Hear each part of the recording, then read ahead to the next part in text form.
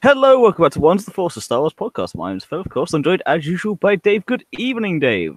Good evening, my friend and brother in the Force. How are you doing, sir? I am very well. I'm very well indeed. I'm quite surprised to still be here 52 episodes 2 years later. We are still doing this thing. We've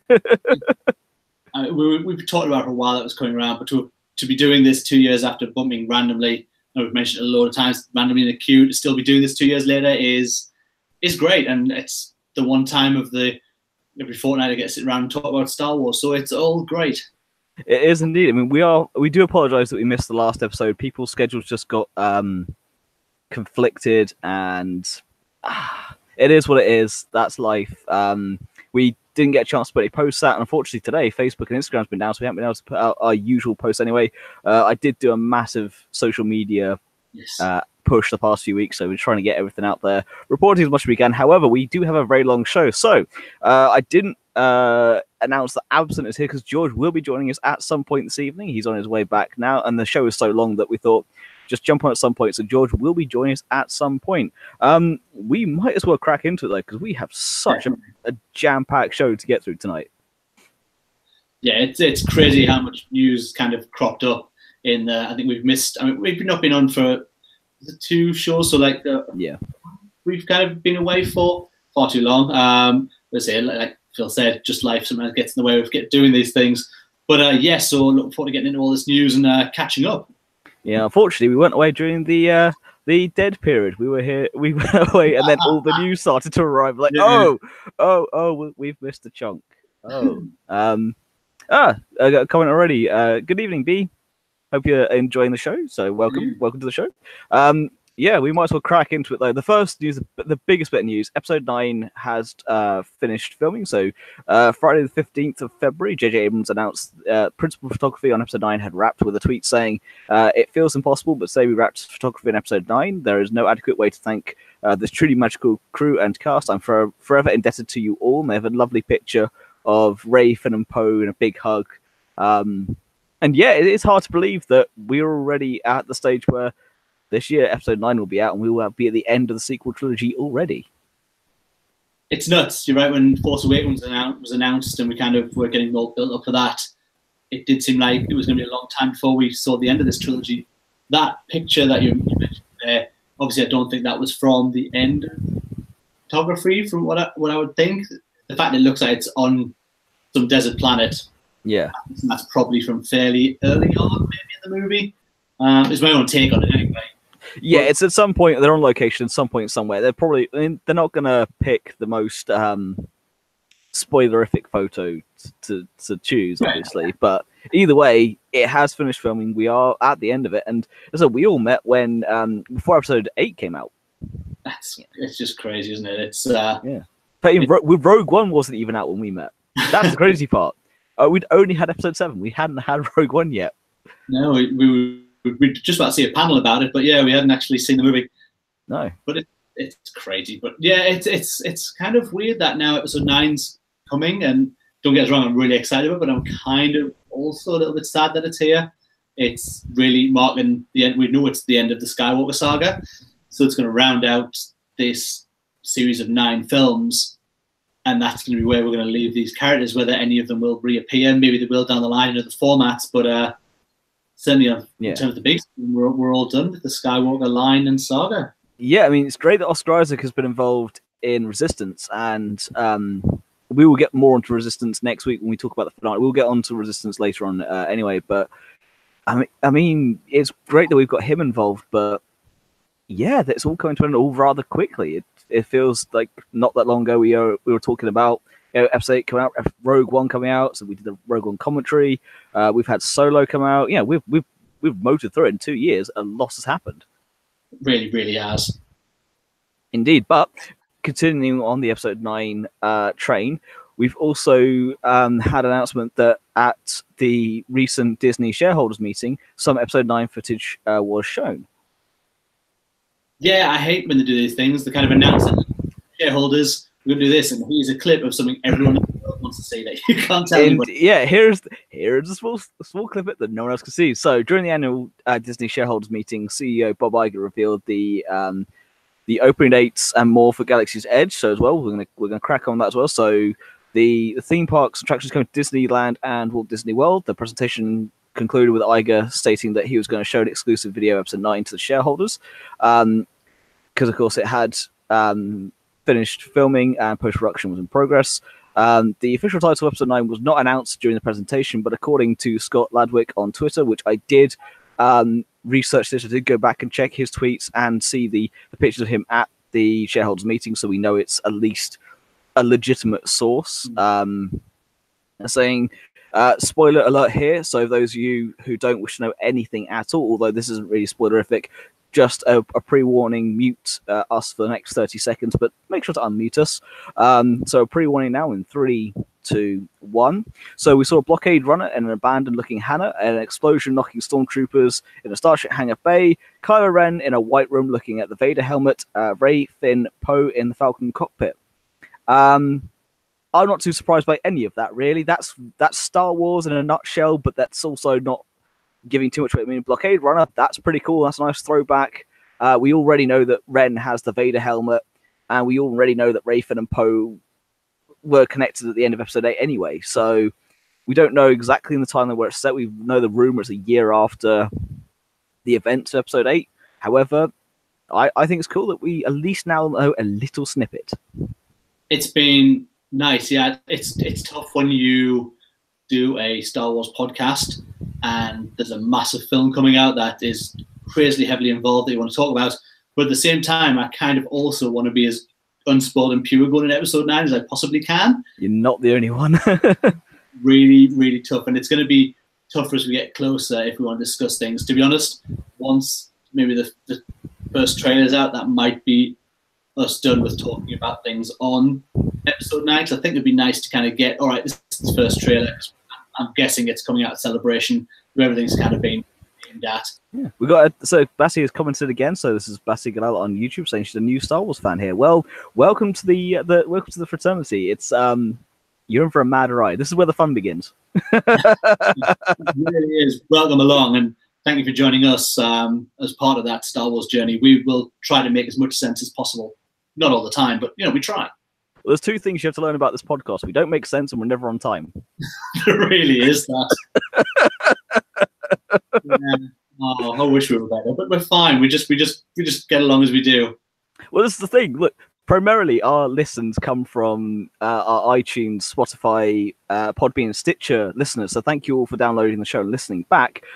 So for you, we don't have to be on time. We're on your time. You just download us and listen to us when you feel free. For those of you who wish to join us live on YouTube, yeah, we're never on time, and suck it. We have lives, we do the best we can. But just thank you for the comment, and thank you for joining the show. And yeah, welcome to the world of Star Wars. As I said, this is where the fun begins.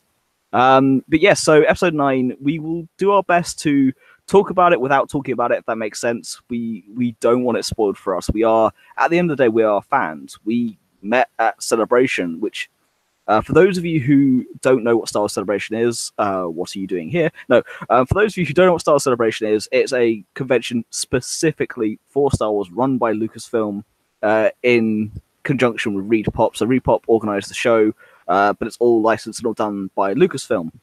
And the three of us got tickets to Celebration, and we all happened to meet in the queue. I mean, Dave happened to be behind me when I was having a lively discussion with some Germans about queuing. And then we decided to queue up on that Saturday night, and we ended up bumping into George. And of course, we had our own table read photo. That I do love that picture. That picture that we didn't know at the time what it would be, but 2 years later, 52 main shows later, 80 videos, I think it is in total, 80 plus videos, and here we are.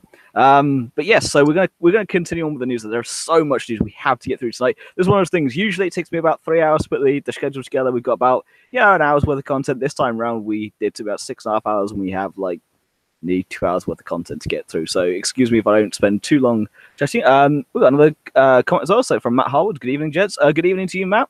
Welcome to the show. Thank you for joining along. Yeah, we're going to crack on next bit. Next bit's kind of interesting. So Matt Smith has come out and said that he's not in episode 9. So last year, multiple media outlets mentioned Matt Smith as a cast member for director J.J. Abrams' episode 9. A new article posted by the LA Times feature features a quotation from Smith saying he's not currently. So he's not in the currently untitled film. He's not in the next Star Wars film, despite reports to the contrary. As far as I can tell, I'm definitely not, he says. Although he is practiced in keeping secrets, because he was in Doctor Who for all those years. And he's kind of, he's liking the idea of writing and directing his own stuff. He's done Kargis, which is a short film he's done. He sees his career as a marathon, not a sprint, so a logical conclusion for someone who's already gone and done other bits and pieces as well, that he's got a few decades to figure it all out. I mean, I think he might well be, but yeah, it's one of those things. Well, what do you think, Dave? And also, sorry, again, Matt Hobbs saying, can't believe you've been going 2 years already. Yeah, we can't believe it either. It's a weird one for us, but we're just happy to be here still. Yeah, it's nice that someone's actually here to watch it. It's great that someone's joining us. The guys are actually watching along with us. This is just, we do this for ourselves, to talk about Star Wars every fortnight. So it's lovely that you're along with us. Thank you so much for joining us, guys. Indeed, yeah, we are indeed addicts. We need our fix, so we get out in a healthy way of just sitting and rambling for 2 hours every other week. Is that. Now, the Matt Smith thing's weird because it was reported so heavily across, like you say, in multiple media formats. So it went out across all the papers, it was online everywhere. And it's bizarre from now to come out and just say, nope, not in it.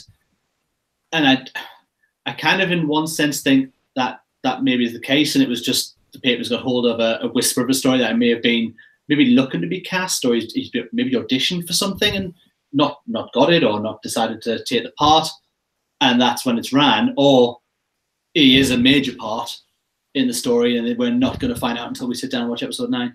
I am more on the track that it's either a major part or it's just a plot device character that or some sort of surprise, something on the lines. I mean, being in Doctor Who, you have to keep surprises all the time. I think it's more of a, he was there, maybe a guest, maybe he's in the background, maybe he's done something, but he's in it somewhere somehow, because the reports were so heavy and so accurate as well that you kind of have to wonder how legitimate is his claim he's not in the film. Matt Smith is Snoke. Your theory is invalid. The Doctor is Snoke. Yeah, the Snoke is a Time Lord. It's just that. No, I mean, yeah, he wasn't in that the official cast list when that came out in July, but then again, we didn't have a number of people who've been recently announced. Like Dominic Moynihan wasn't in that casting either. Yet, of course, we know he's been on set because we've even seen the picture of him with his crew jacket afterwards. So we know that he's in the film. He just wasn't released along with that at all. I mean, there is possibility they can then cut completely. That is not uncommon. I can't remember. Was it? It was Paul Bettany's character, wasn't it? Dryden Voss that was replaced in Solo. He replaced someone else. He even redid the part, yeah. So it was just there, and he came in and did it when the original actor couldn't get back to the reshoots once Howard took over.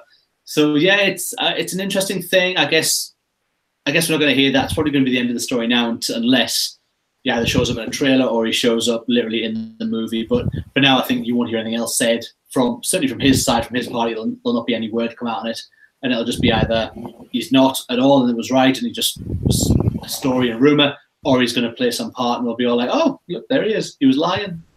Indeed. Again, got another comment from Bassi saying that you guys are doing a great job. Keep it up. Thank you. We will try. Get out of here. No, don't. Stay. Yeah, please stay. We need all the views we can get. No, thank you for your kind words. Just, yeah, thank you for joining us. So another bit of information. So we had Mark Hamill speak about Carrie in episode 9. So, of course, we already know that Hamill's going to be in. I really wish we didn't know that, I must admit.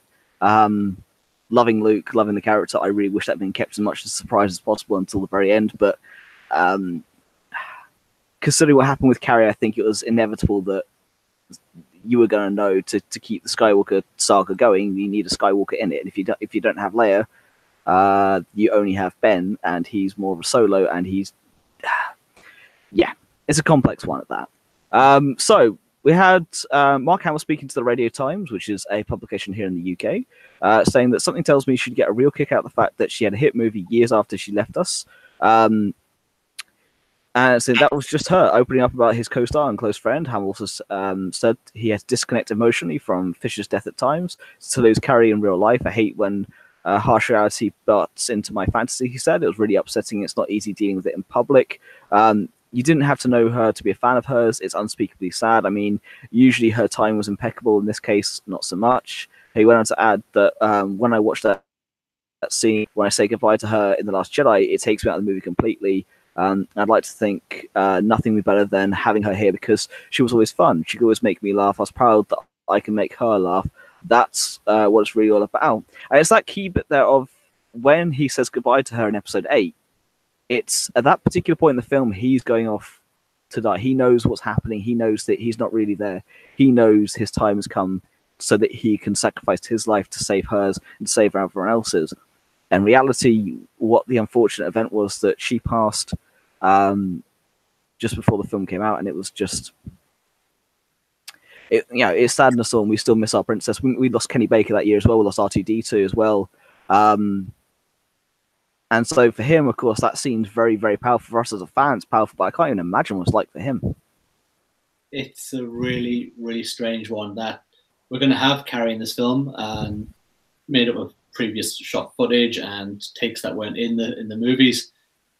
And you're right, I think these films were certainly set up in the trilogy, where I think we discussed before, where episode 7 was Han Solo's movie, episode 8 was going to be Luke's movie, and then they finished with Carrie's movie. So whether Luke would have actually come back in episode 9 had it not been Carrie's passing might be something that wouldn't have been, like maybe, or if he was, maybe a very small part of it. And I think it would have been majorly Carrie's story to carry through to the end.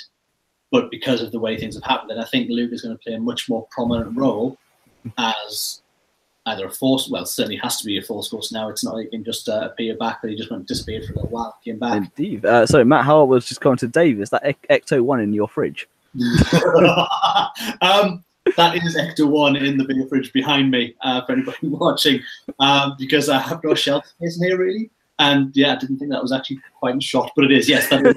It's very much in shot. I had noticed it at the same time. I was like, it's cool, it's fine, it works. It works on many levels. I like it. It's not switched on, it's not chilling it at this moment in time, but it's, yes, it's kind of more of a cupboard than a fridge. It's a display cabinet, it's fine. It's just a small display cabinet. It was a display cabinet nonetheless. But yeah, we were all saddened when we heard the news. And so for Mark himself, it must be very difficult. And yeah, we may not have had Luke in the role. We are going to have him in 9 if that not been the case. So it'd be interesting to see what the story would have been. But I guess we'll never know. I think we'll get I think once the making of stuff starts coming out, we might get a tendency on what the original storyline might have been. Yeah. Or JJ going, this is what Ryan did. This is what should have happened. I don't know. I think we've kind of, it's really weird ground to kind of cover that we've on. I mean, you know my feelings when I first walked out of episode 8. I was yes, that movie completely. I was one of those people who were like, I hate this movie, and I've probably seen the movie now more than I've watched episode 7 by quite a way. Mm. And I think it's because it challenges me more. Episode 7 is very much an intro. It's very much... Well, the thing I've always said about episode 8 is it's the middle part. You never know how good the middle is until you've seen the end. Oh, absolutely. But I think Rian Johnson kind of shut off some things that maybe I would have liked to still be open going into episode 9. But they've finished photography. They're happy with how it's gone. So I'm guessing JJ had a script that worked with the changes that were made. We need a Snoke book or a Snoke comic. We need some Snoke, because that's the one thing that irritated me the most. Was like, cool, we had this really cool villain that we're just going to kill and give you no background on. He may never need to be mentioned. Yeah. To be honest, I now see it as that he served a purpose, that he was the guy in the background. We know he got Ben Solo to turn to Kylo Ren. Kylo has now killed him to take charge of the First Order. He's now in charge of the baddest group of guys in the galaxy. And I kind of like that. And maybe we don't know anything else about him. Just a theory, but I think we might not hear it. Maybe it might get mentioned, but I don't think we'll get it like a big backstory. I'd like it, but then again, you know me in the Star Wars section. You know, I had the books and the comics. That's just who I am. I like going, cool, this is the surface level, and here's me. I'm just diving as the deepest I can to find out every nook and cranny and seeing what I can find. So, the next bit of news, we have Oscar Isaac speaking out on episode 9. So, speaking to the Associated Press on March the 4th, Oscar Isaac said that working on episode 9 was the most fun it's been. It was the most fun it's been.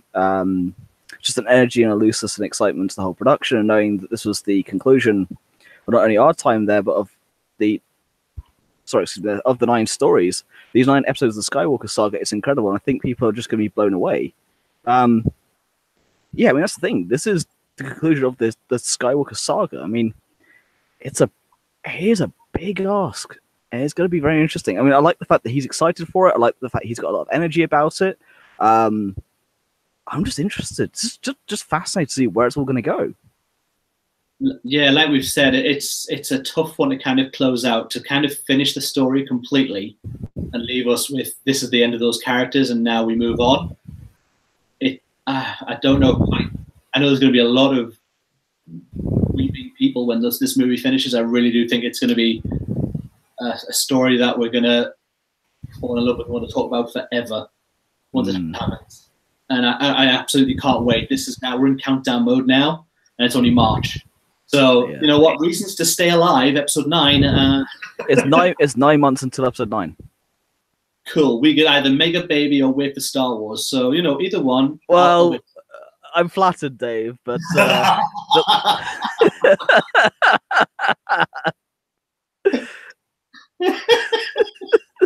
Oh, turn down on the internet. That's how it works, isn't it? Oh, no. I have been hit from behind with long hair before. Those of you who haven't seen the video aspect of this won't know, but I do have ridiculously long, lovely hair that is gorgeous in every single way, shape, and form. But I'm sorry, Dave. I'm flattered, but I'm all right. Thank you. So I think we'll just be content with counting down to episode 9 over the next 9 months. Yeah, okay, we'll go with that then. We'll go with that. Sorry, I seem to have broken Dave. It's fine. We're going to move on to actually a bit of breaking news in between this. So before we get into the Star Wars Celebration news, we actually had a bit of breaking news this evening that there's going to be an episode 9 panel at Celebration on the Friday. This comes as no shock to us. We just were waiting for the announcement of it because we knew this was going to be the case. We'd already had the panels for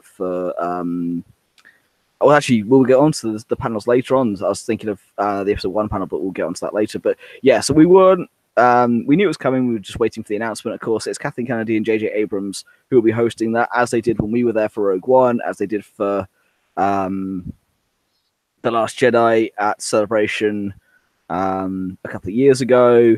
We were just waiting for it. It was to be expected.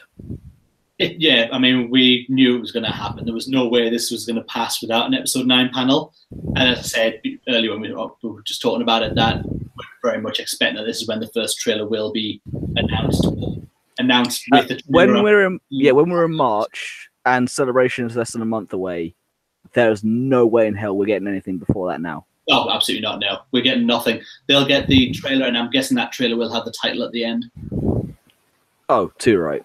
Oh, too right. I mean, I remember, this was before we met, but I know you were the same. I remember when watching the Celebration in Anaheim, and they had the episode 7 trailer with the Falcon in it. Yeah. I remember punching the ceiling and literally hurt my arm. It was just one of those ones where you see the Falcon just brings back so many memories. And we're going to be the exact same, except we're going to have our roving reporter on the ground. George himself will be there. He'll be on here at some point as well. But no, our absentee host will be there at Celebration. He'll be absent, but for a good reason.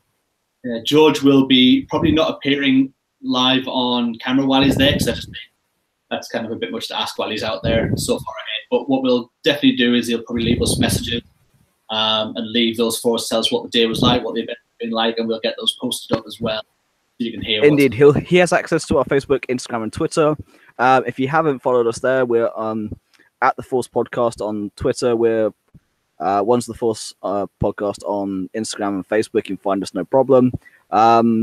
But he'll have access. He'll be posting or sending us stuff. We'll be posting it up. So he'll be able to give us the breaking news, anything that they show that we can't see on the live stream for any shape or form. Like when we were at Celebration, we saw that trailer for Rogue One that no one's seen since, with that epic shot of Vader that no one has seen since. We will have our own reporter, so we will know. We will not be there, but we will know. And of course, he'll be bringing us back swag and free gifts, and you never know, we'll bring something back to give away to you lot. We don't know yet. We'll need to talk to him, but we'll have our own bits and pieces. George won't bring us anything. He's mean. He is. I'll give him money, then he'll bring me back stuff. It's fine. Look, George, here, just bring me back the. I want the Black Series exclusive. We'll get onto that later because they were available at the New York Toy Fair. We will be covering that, but I want those Black Series figures. Yes, let's get cracking through this news because there's tons of it.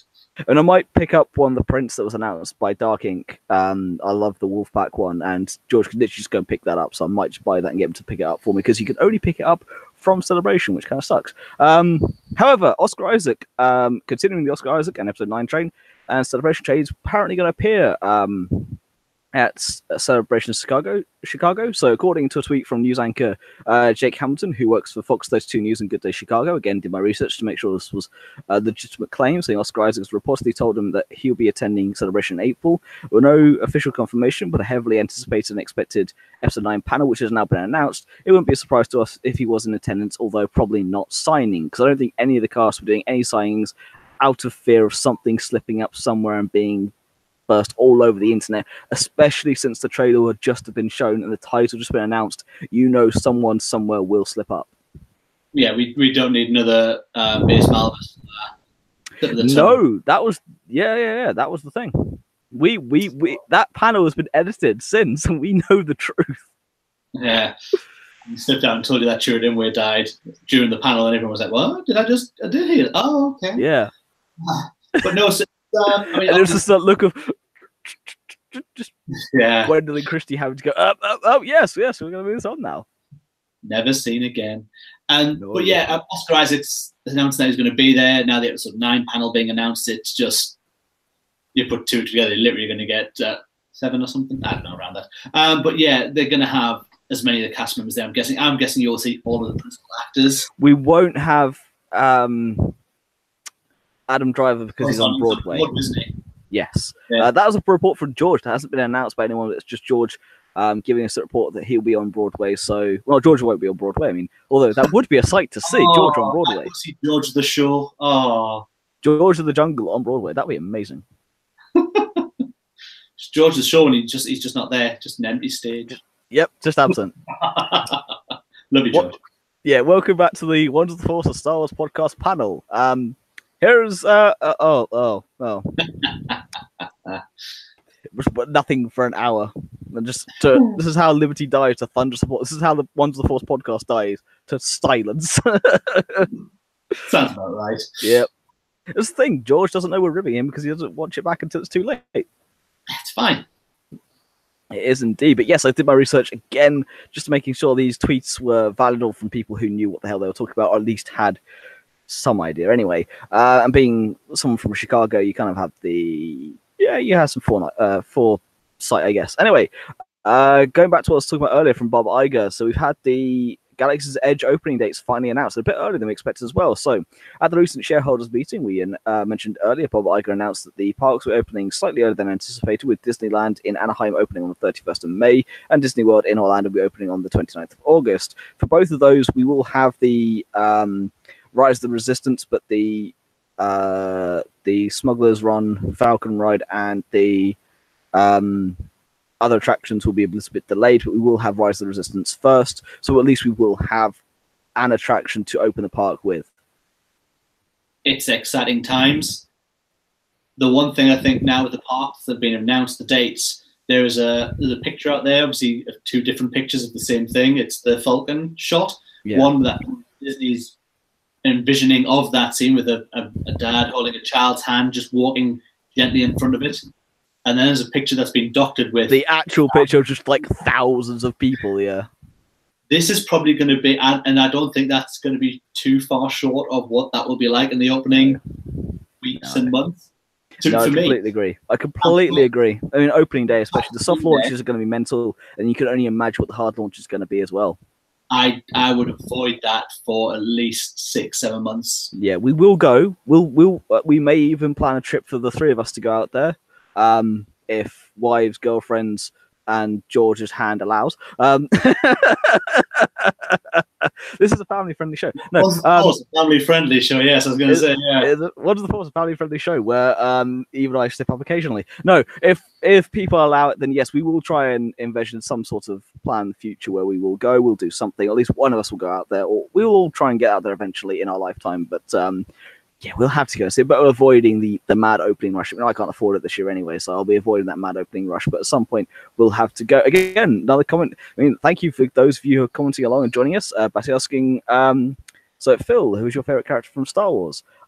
If you're new to the show, which of course he obviously is, my favorite character always has been, always will be Luke Skywalker.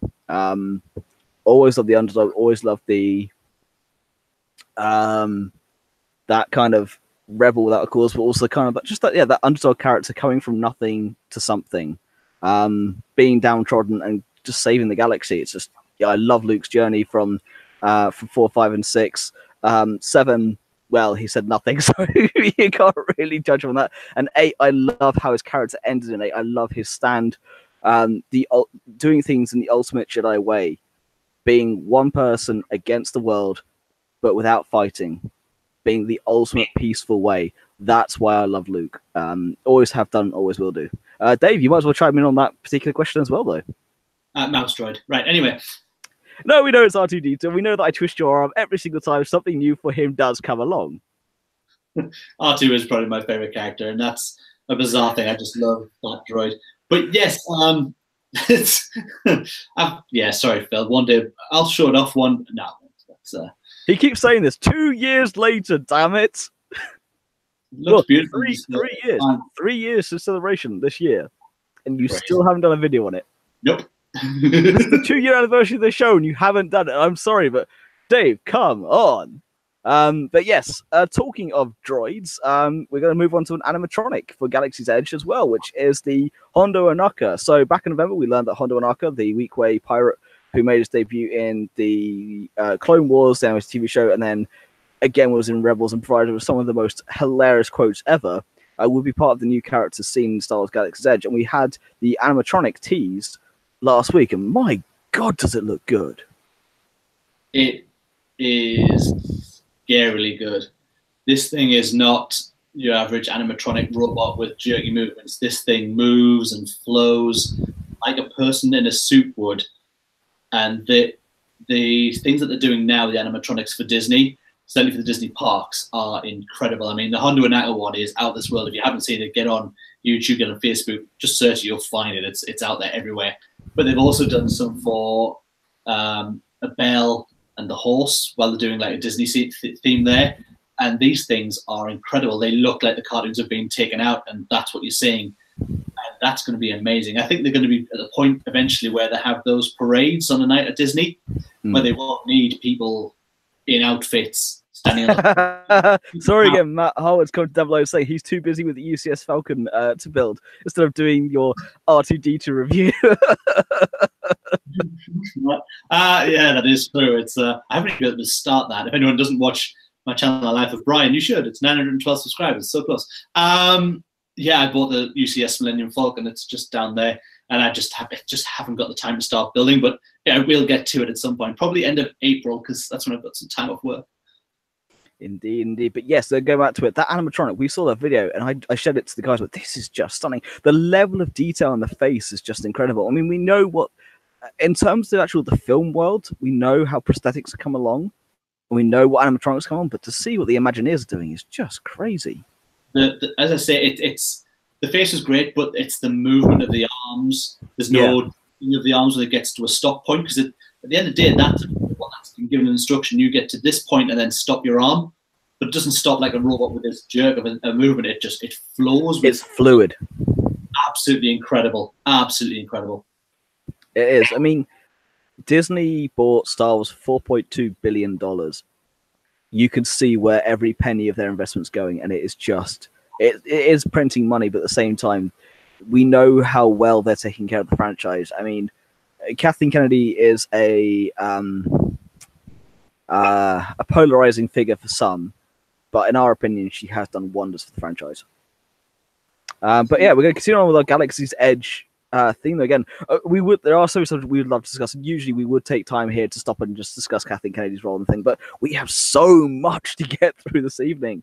This schedule is 17 pages long and over 5,697 words long. So if I lose my voice by the end of it, you'll know why. I nearly did. I did that solo one the other day with all of the news when no one was here to help me through it. Anyway. So, we've had the Galaxy's Edge food, drink, merchandise, and costumes release. Allow me to get ready as I read through what is the giant press jargon I have to get through here. Just main points out the biggest things because there's a lot.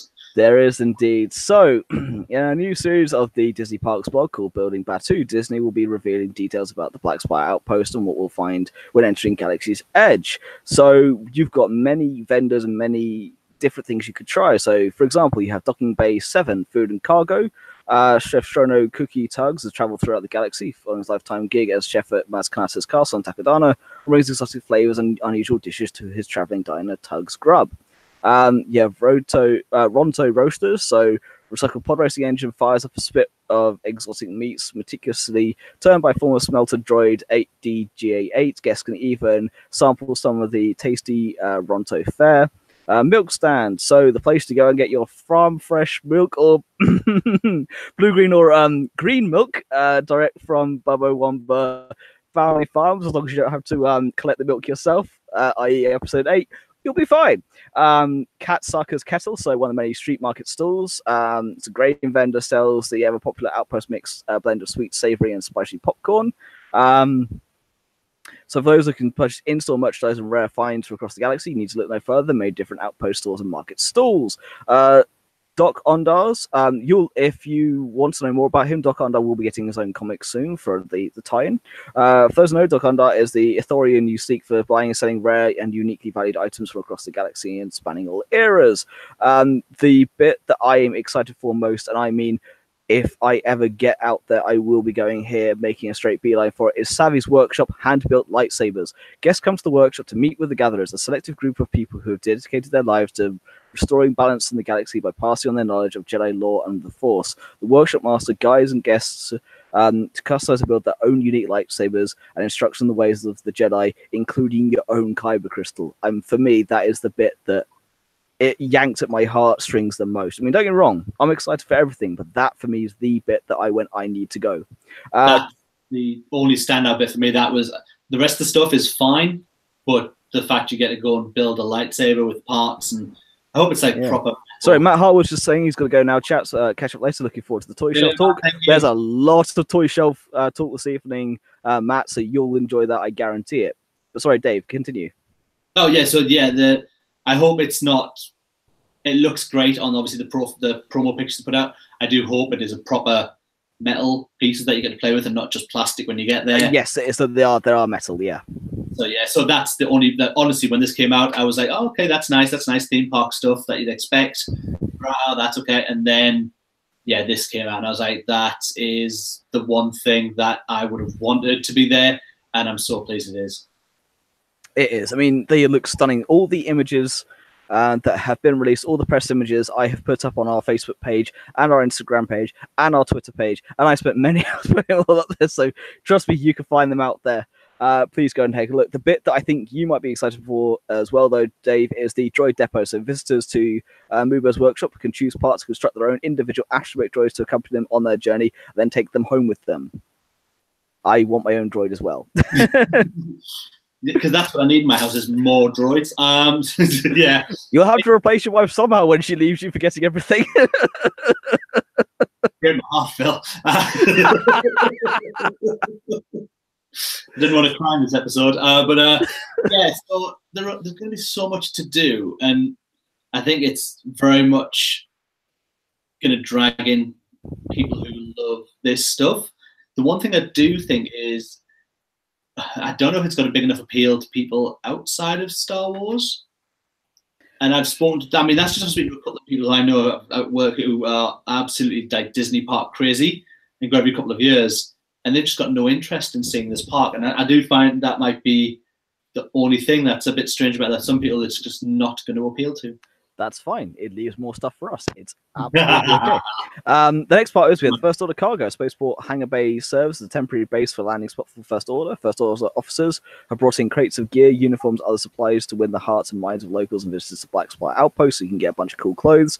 Resistance supply is exactly the same, but with like pins, badges, helmets, hats, uniforms, the tools, training supplies, food, rations, the lot. So basically, you've got your good guys and your bad guys. It's pretty bog standard, but in the Awesome Styles way. Several market stalls which sell variety of merchandise, such as the Toydarian Toy Maker, which, yeah, I quite like that one. I wonder if he takes Republic credits. Creature... Yeah, Toydarian, my tricks don't work on me, only money. We are so talented. No money, no pots, no deal. It is the 20th anniversary of episode 1, so I'm more than entitled to this. Creature Stall, interesting critters that you can take home with you. They do have a really cuddly Wampa that I want. Black Spire Outfitters, so you want more clothing and the jewels of Bith, accessories and other trinkets, treasure. There is an awful lot of cool merchandise. Then I'm gonna get onto the food and drink here, so I'm not gonna read through everything on this because the press junket is rather large. But if you like C-3PO who thinks that space travel sounds rather perilous, or if you simply want to unwind after a daring day wandering through the Black Spire Outpost, then look no further than Ogre's Cantina, where even the blaster bolt scorches on the walls tell a story. Run by intriguing alien proprietor Orga Gara.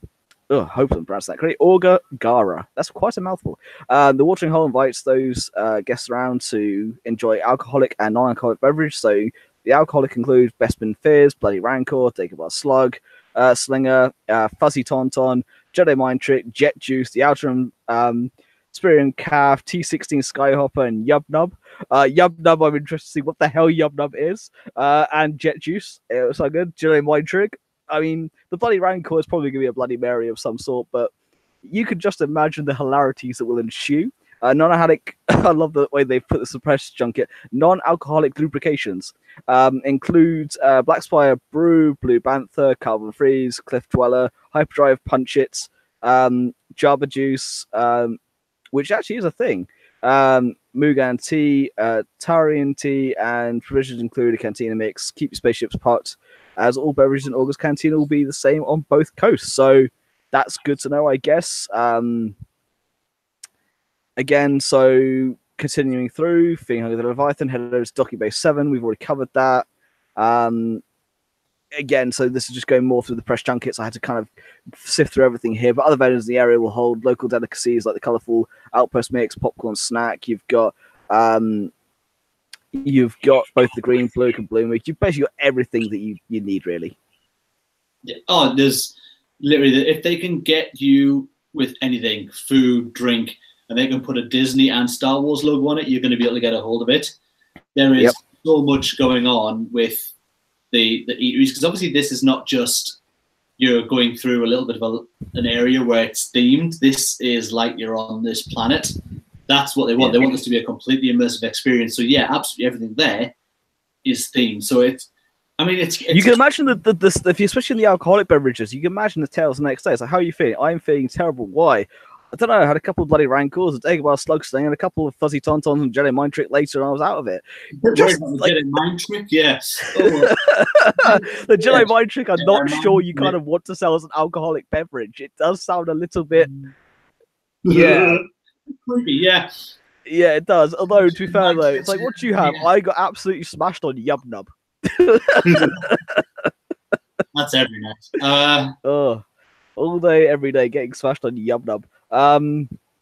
So again, we're going to continue on through this because there's so much to get through tonight. So costumes. At cast event Anaheim, Disney revealed the costume that cast members will be wearing at Galaxy's Edge when it opens in Disneyland Anaheim and Walt Disney World in Florida. We also look at the official name tag that will make cast members throughout the park. I'm not going to go into it in detail here. We have put the images up on Facebook, Instagram, and Twitter. Again, went through, made sure I got every single photo. I've put them all up. The detail, though, is pretty damn cool. They do look very, very interesting. Oh, it's incredible. Everything that you see has Star Wars, not literally written on it, but you can see it from that world, and you know it's Star Wars without having to kind of think, if I blur my eyes a little bit, it's from Star Wars. they've put so much attention to detail in these things. The costumes that the people who work there are going to be wearing, they're going to blend in so well to this world they're building. Indeed, indeed. I mean, again, going through it though, I'm not going to go too much into all the merchandise. We spoke about that already. Although I'm going to talk a bit more on Savvy's workshop. So, guests give me the opportunity to draw upon the Force and build their own elegant lightsaber. At the heart of every saber is a kyber crystal, and during a guided tour, each guest will have 4 options to choose from: peace, justice, modeled after the Jedi from the Republic era; power, control, a nod to the Sith; elemental, nature, harnessing air, earth, fire, and water; and defense, shrouded in mystery. So, will you embrace the light side of the Force, like Luke Skywalker, or dark side of the Force? You also have the opportunity to have your own holocron as well, a Jedi and Sith holocron. I mean, they are really going in depth with it, but I will probably end up getting one of each because I can. You need to turn up with a wedge of cash that's bigger than your head, Yeah. or an empty credit card, one of the two, because it's going to be, don't get me wrong, it's going to be great to go, and it's going to be great to go to the Falcon and on some of these ride experiences, but you are going to want to spend and spend. I mean, I dropped $900 when doing my Patriots visit. Imagine what I'm going to drop when I go to to Galaxy's Edge. I daren't even ask about how much we'd spend there. I don't know if... It is just the fry meme of, shut up and take my money. That is just exactly what it's going to be. Oh my word, so much of it as well. I'd need to go with literally, like, this is my case, what you're taking, just some pairs of pants, and that's it, because the rest of the case is getting filled. Yeah, it's a case of, why have you brought 2 suitcases with you? You've paid for both, but we've only put stuff in one. Yeah. Because merchandise. And we're separate people, and we're all putting stuff in separate suitcases so we don't get stung with the import charges when we get home. Yeah. Well, it's just scary how much money people are going to spend in that place. They're going to make so much money. Oh, there's a license to print money. And we don't care because we will pay it. Again, so the rest of it going through there. The one thing you won't find Evergreen Star Wars products. Everything was created specifically for Galaxy's Edge, or as Brad puts it, we're giving today's consumers an experience only we can deliver. Items reflects the stories of yore as they've been told throughout the Black Spire Outpost with a vast variety of innovative goods, so many levels of discovery. They are trying to do basically a lot of stuff you can't get anywhere else. Like they do that with Disney parks anyway, but with the Star Wars element, they are trying to make it so you are buying it from the Star Wars world. The fact that you have the John Williams soundtrack, you have Hondo and Arca, you have everything. They're trying to make it as immersive as possible and getting things you can only buy in universe. It's just adding another level of detail to that. Dave, I can hear myself in your background though, just so you're aware. Oh, you can? Okay, I'll have a play with that. I don't know quite what to do to fix that, but I'll have a go. But yes, so might as well crack on. Again, it's just going to be, they put so much detail, so much, there's a level of innovative innovation in that. There's just, they've taken everything we love about Star Wars and they're going, here you go, this is what you can have, but you can only get it from these parks, but in a way that's very Star Wars. Again, looking after the license the best they can. Again, might as well crack on. Rebels 1 year on, March the 5th, 2018, marked the end of Star Wars Rebels, and 1 year on, Dave Filoni has taken to Facebook to thank people and sharing their memories of the show in Rebels Remembered. He's also shared a sketch of Ahsoka Tano and Sabine Wren on their possible future, which, if you haven't seen, again, it's on our Facebook, Instagram, and Twitter pages, which is Sabine and Ahsoka on some sort of mountain pass, covered in snow, looking absolutely awesome, giving us just a tiny glimpse, leaving us all wanting more. That is quite the most beautiful piece of art that someone's put out there as something that's not available to us as the biggest tease in the world, and then not kind of be able to back that up with any comments like, I've got this amazing picture for you all to see, but it means nothing, and you're not going to see any of this. But there's animation panels that are being announced, so who knows what we're going to be told at Celebration in a few weeks' time. But yeah, it's a beautiful piece. It would be a nice art piece to have. It's really, really special, especially since Dave Filoni sketched that to put out just for the fans as well. Yeah, it's one of those things that go, like, Dave, we know that it means nothing, but we want it. We want more. You're being mean. And we know that Tia Sakar and Ashley Eckstein are going to be at Celebration, so you never know. Oh, if there's not an announcement and they're both there, they'd be absolutely insane. they're either going to announce something at the end of the Rebels panel. Is it Rebels Remembered? Rebels Remembered. Yes, it's going to announce either something at the end of there or at the end of the. Tell us what it is. They brought back Clone Wars. They can bring back Rebels. God damn it!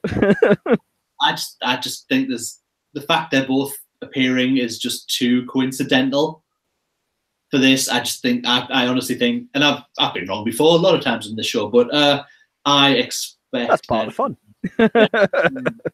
I expect an announcement of some kind of a continuation of maybe not Rebels, but certainly something with Sabine and Ahsoka and their journey to find Ezra. Indeed. Again, next bit of news, K2SO potential return. So talking to comicbook.com, Alan Tudyk teased a potential return to play K2SO in the upcoming Rogue One prequel series, the Cassian Andor series coming to Disney Plus in 2020. Tudyk speak out saying it's a prequel, so it's a prequel. I love these guys. I do love those guys. Tudyk shared with comicbook.com. Diego Luna is one of my favorite people on the planet. I know what they're doing, and it's very exciting. We talked about it. And they go on to say this is far from confirmation the droid will appear in the series, though Tudyk's passion for the collaborators at Lucasfilm will make his character return plausible, especially given the fact he's already apparently been given information on the series trajectory. I very much think the finale of season 1 will be K2SO being reprogrammed. I would be devastated to watch a Cassian Andor show and K2SO not show up at all. I honestly really... He's one of my favorite characters in Rogue One. I want to see a buddy comedy between a movie between just K2SO, 3PO, and R2. Just I want that. I want that as a show. Already, he's dead.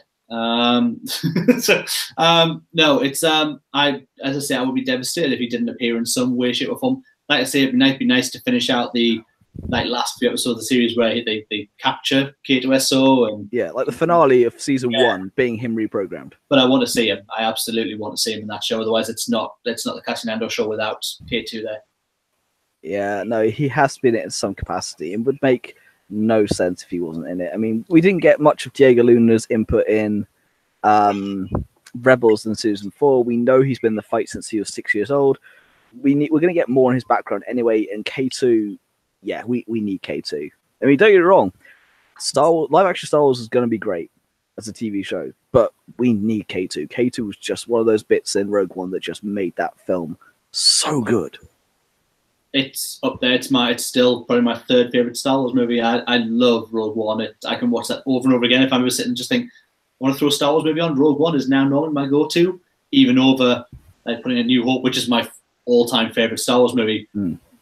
Rogue One is just so easy to watch and just pick up at any point and just sit and go, I'll watch this for 20 minutes. It's such a movie.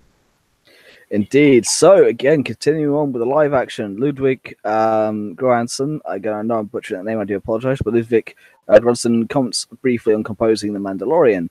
I think you mean Oscar winner Ludwig Göransson. Yeah, the Oscar winner now, yes. So we learned back in December he would be providing the orchestral score for Jon Favreau's Disney Plus live-action Star Wars TV show, The Mandalorian. Shared the following comments during a telephone interview with Ben Pearson from /Film about what the process has been like as part of this new chapter continuing the Star Wars saga. So you're working on the score for The Mandalorian, so that means you're one of the few people not named John Williams who will have scored something in the Star Wars universe. What's that process been like for you so far? Commenting back, Ludwig said, man, I'm so excited for it. I'd say for a film composer, Star Wars is kind of like the holy grail of film music. It's probably the best best film music ever written. So the Star Wars universe for any composer is like one of the most exciting things you could work on. I can't really talk about a lot about the details, but what I've seen Jon Favreau's creating the show, it's in a new format. It's an episodic live-action Star Wars show, so it's completely different.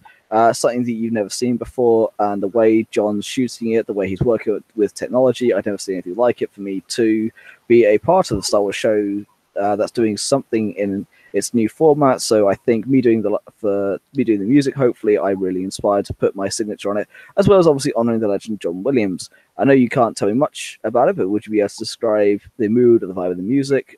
Pearson asks, and he goes, well, I'm very much in the process still right now. John's really encouraging me just to really write music that I love. I mean, he sounds excited, he sounds passionate, and I'm just very interested to see how it's going to come out. I can't wait. It's nice that other people are now getting a go at making Star Wars music. It's been John Williams' baby for so long that to get a new take on this now, they're obviously going to probably still use his themes in there somewhere. Probably things like the Force theme more than anything else, really, I would have thought type. But I'm really looking forward to and excited for what the future brings of Star Wars music. The Imperial Academy saying, hello there. General Kenobi, you are a bold one indeed. Thank you for joining us, Imperial Academy. Join us at the right time. Just chatting about the music behind the new Mandalorian TV show. Yeah, no, it's different. It's good to see other people putting their take on it. I can't remember who composed the Clone Wars music, but I love the music they have in that. Again, Rebels, again, same kind of aspect. But to see it in a live-action TV show, the Force theme would be part of it. You have the notes here and there from John Williams, of course. They have to honor the background, the lore.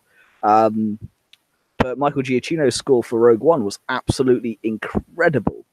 And that, again, was someone who wasn't John Williams. But I like the score from Solo, and of course, Williams did the theme for it. But no, I love Rogue One. So to see what Ludwig Göransson's take it will be, I'm very excited to see what that will be. Bring it on. The more Star Wars are getting, obviously now Williams is finishing with 9, which he'll get an Oscar for without a single doubt in my mind.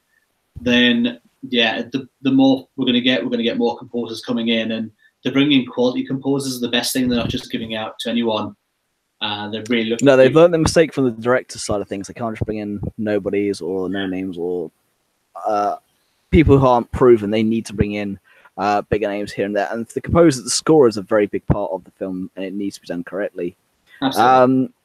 So, continuing more Star Wars Celebration news, we had the Phantom Menace panel for Monday. That's been announced now. We've got a Galaxy's Edge panel as well, which will be coming on the 13th. So that's is that a Friday? Maybe. It is I will tell you in just 2 seconds, honestly. The 13th is the Saturday, yes. Saturday. So we know we've also got the animation panels as well. I'm going to skip past one of the bits of news I put in the wrong place there. 3 animation panels announced. So when fans first learned that Star Wars Clone Wars was saved during the special panel at San Diego Comic-Con last summer, which we all loved, the room erupted in cheers and tears. Now, nearly a year later, attendees at Celebration in Chicago will be the first to get a closer look at what's to come for Anakin and Ahsoka and the rest of the beloved characters from the original series when the new episodes premiere exclusively on Disney Plus on Sunday, April 14th. Get together with Dave Filoni, a special guest, to celebrate the return of Star Wars Clone Wars and share an exclusive sneak peek at things to come. We know that George will be there for that one for sure. First, on the Saturday, April 13th, join Filoni, Vanessa Marshall, Tia Sakar, Taylor Gray. I think Freddie Prinze Jr. is going to be there as well for Star Wars Remembers Rebels panel. The Ghost crew went from a single scrappy crew of rebels to be vital part of the larger rebellion over the 4 seasons, and we get to see potentially something hopefully cool come from that. And on Monday, April 15th, it's time to join Resistance for a look back at the Shock of Season 1 finale and a preview of the 2nd season of Star Wars Resistance with executive producers Justin Ridge, Athena Portillo, Brandon Ullman, and members of the voice cast, including Christopher Sean, Susie McGrath, Scott Lawrence, Mina Velasco, and Donald Faison. And so I've loved Season 1 of Resistance so far. I mean, we'll be talking about the finale next week, so we've already had Part 1, Part 2 airs this Sunday. Bring on Season 2. We'll probably touch on it certainly when we're doing the show next week about it, but I've certainly come a long way in my feeling towards Resistance, certainly from the second half of the first series, and certainly his last couple of episodes leading at the finale have been excellent. I mean, I've been more towards loving it from the start. You've been we'll see how it goes, and George has been the de facto naysayer. He has always been our de facto naysayer. I mean, that's the thing about Ones of the Force Star Wars podcast. You have 3 people with 3 different opinions, and usually we end up with one of us being in the middle, one of us being on one side, one of us being the other. It's just usually the way it works. If we loved everything, it would be rubbish. Well, yes and no. But yes, mainly yes. If we all loved everything, it wouldn't make sense. With no debates. And this is the thing we love doing this show. We love debating. We love our aggressive negotiations. Again, we've got another whole host of raft of hosts and guests announced. So Amanda Wirtz, Dave Griffiths, Elliot Hansen, and Mark Daniel are going to be warming up and hosting the stages. David Collins and Amy Ratcliffe, two returning Celebration vets, kicked off Celebration Chicago 2019 host back in September. We saw them at Celebration 2016. They've been around for quite a long time now. Added guests, including tonight's announcement of Forrest Whitaker and Katie Sackhoff. There are a few others, but I didn't quite catch names in time. Billy D. Williams, Alan Tudyk, Freddie Prinze Jr., Taylor Gray, Anthony Forrest, John Mawson, Julian Glover, Michael Culver, Paul Bettany, Riz Ahmed, Hermione Caulfield, Ahmed Best of all people, and Aaron Kellyman, Ray Park, Matt Lanta, Tia Sakar. The guy who played Captain Panaka as well. I can't remember his name right now. It's just escaped me. Yep. He was announced tonight as well.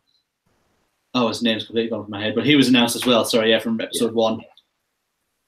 That's a lot of guests, but of all of them, Ahmed Best, after all these years, getting some love. I mean, we read about the article. We discussed in the article on the show about his brush with his suicidalness, with the backlash. And to see him now finally getting some love is just fantastic. It is nice that it's working out this way for him, that he's going to go to Celebration, very much like Hayden Christensen did in the last Celebration, where he was probably a bit probably really unsure about going and what the fan reaction would be. And to find that he was so embraced by the fan community was probably a massive boost for him. And I very much think Ahmed Best will see the same sort of reaction. We already know that George has already bought his autograph for him, so if we're getting some love from one of our One to the Force hosts, that's for damn sure. Next bit of news we have is the artist print. So you can now pre-order from 10 of the artists attending Star Celebration Chicago from the February 27th from darkink.com. I've put the link on our Facebook, Instagram, and Twitter pages. So the 10 artists in this offering include Alex Bukel, Chrissy Chung, Jason Christen, Kayla Croft, Christy, Brian DeGear, James Silvani, Zoltan Simon, Cat Staggs, and Malcolm Tween. Go check out the artwork. They are all fantastic pieces. I love. I can't remember who did it off the top of my head, but the pack hunt that is looking up at Commander Wolf and two of the Wolf Pack descending on a B2 battle droid out of a LAAT is just beautiful, and I'm tempted to pay for it and get George to pick it up for me, because these are pre-orders that you could only pick up at Star Wars Celebration. Some of them you can only buy on site.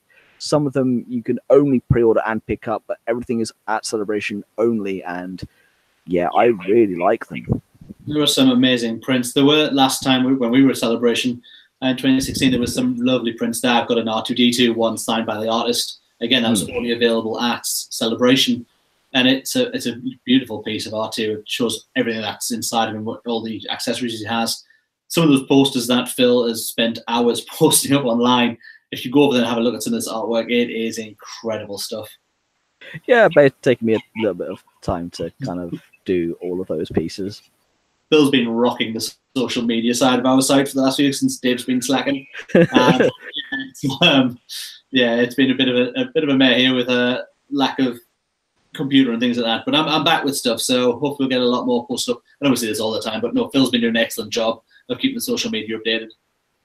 Thank you. Yes, no, last night especially I put up 88 photos, and if you don't know what Facebook's fine, but you can only put up 42 at a time without creating an album. Twitter, you can only put up 4 at a time. Yep.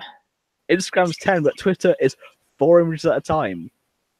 Doing 88 photos was painstaking, but it's all worth it. So you lot out there get to see it and get to chime in. We've seen the likes and the replies coming in, so thank you. It does appreciate it and makes my 5 a.m. bedtime this morning all worth it. But I had to make sure everything got out by the time it was all done. But yes, I was up to ludicrous o'clock this morning getting everything done. However, I'm happy it was all out there, and those prints are fantastic. Again, cracking on. We've got 2 more bits of news and then we're done, so we'll crack on with that. So the Red Nose Day charity raffle, we've got a Stormtrooper helmet. You can win an Episode 9 Stormtrooper helmet signed by J.J. Abrams and Kathleen Kennedy, Daisy Ridley, John Boyega, and Driver by entering Comic Relief Prize-a-thon prize draw with all money going to Comic Relief. It's £10 a ticket, and I think both of us will probably be getting one at some point, just because 10 quid to potentially win that. Hell to the yes. Oh yeah, I mean it's so worth it. And Comic Relief, which airs on this Friday on BBC here in the UK, it's such a worthwhile charity, and they go to help a lot of organisations in the UK and abroad. So it's something worthwhile. And when there's a prize like this at stake, an actual Stormtrooper helmet from the set, signed by so many members of the cast, then it's something that you can't go wrong with spending a £10 on that. Indeed. It's a worthy cause. I think we'll put the link up on our social media at some point this evening. One of us will do it. But yes, it's for a great cause. Go for it. Do it. It'll be money well spent. Last 2 bits of news, I've forgotten this one back. I need to go back and check. France has made lightsaber dueling a recognized sport. Yes, that is just awesome news. It's really, really insane that this has become a thing. But obviously, you look at a lot of the not even martial arts, things like fencing as well, and it's just sort of a version of that, but they're using lightsabers. And you know what? Why not? If you can, well, they are trying to get it to be an Olympic sport. I mean, if lightsaber dueling is an Olympic sport, I would be watching the Olympics like a hell of a lot more.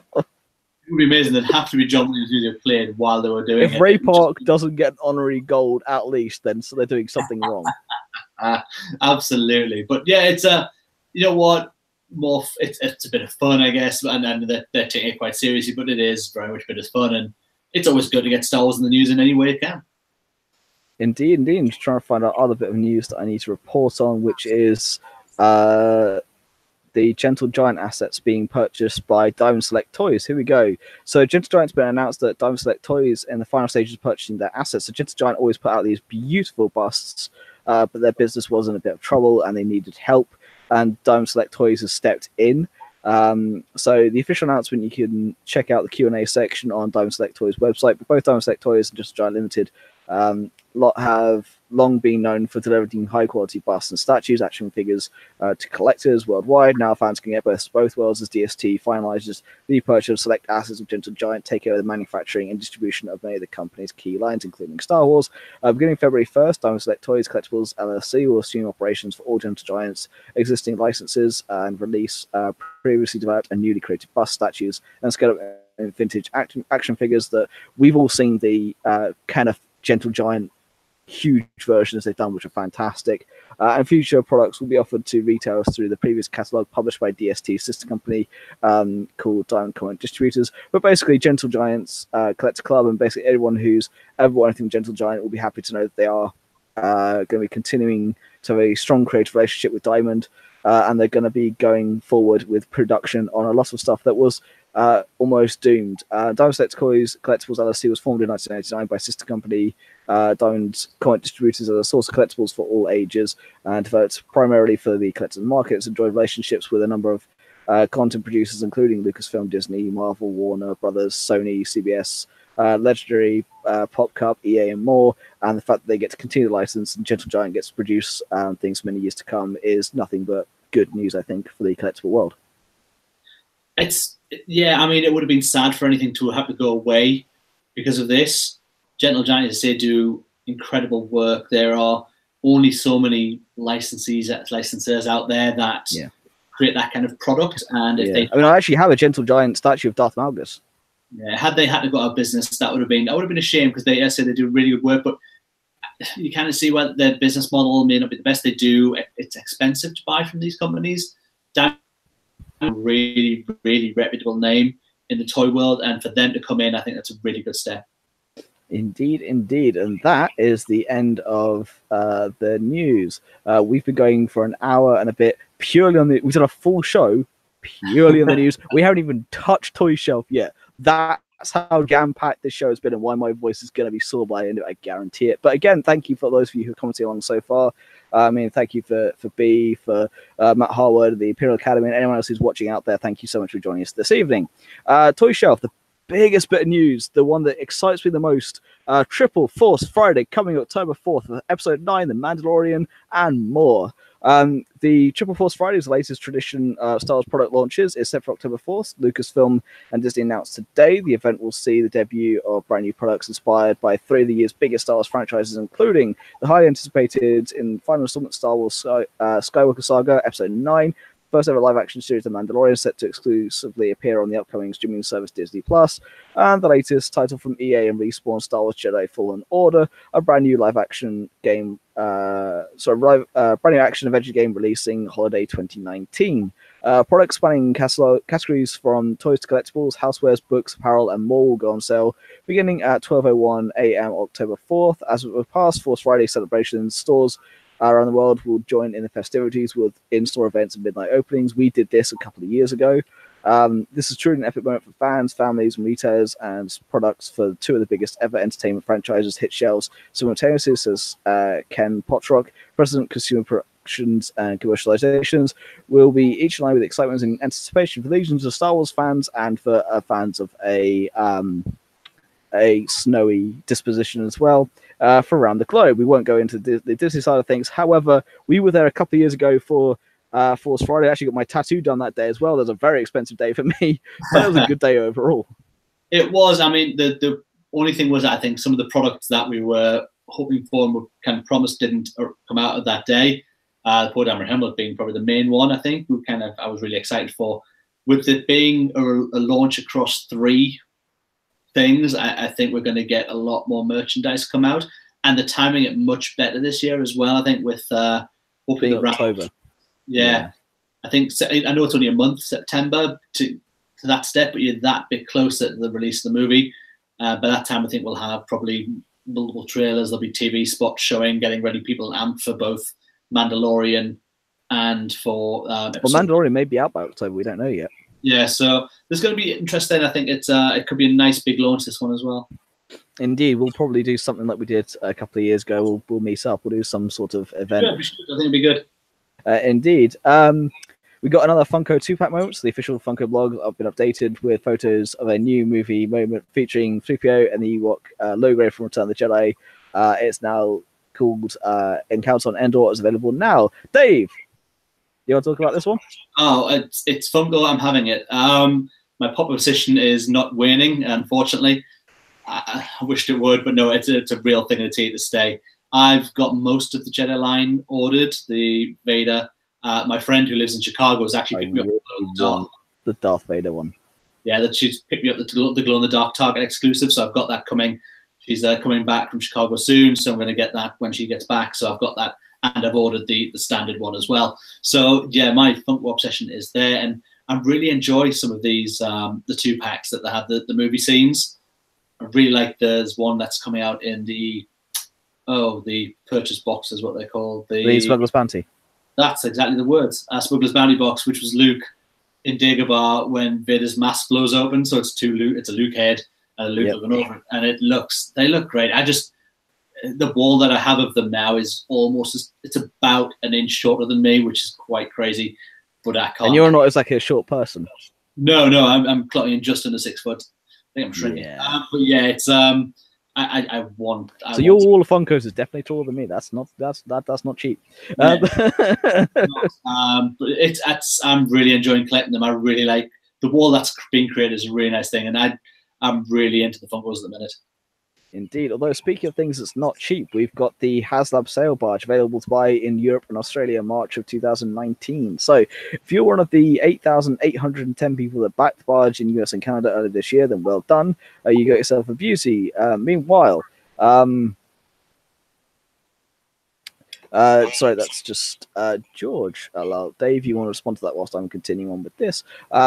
So if you're one of the 8,810 people who backed the barge in the US and Canada earlier this year, then well done, you get yourself a beauty. Meanwhile, people in Europe were assured they get the chance at the barge too, although now nothing's been said about how, what, or when. As part of the Hasbro Toy Fair presentation in the New York Toy Fair, they shared the amazing news that orders for the Europe and Australia will open on eBay in March. More details coming soon. Hasbro has released a PDF file containing the instructions for properly assembling your HasLab Jabba sail barge, the Katana, the barge, which is scheduled to begin shipping out to US-based customers already.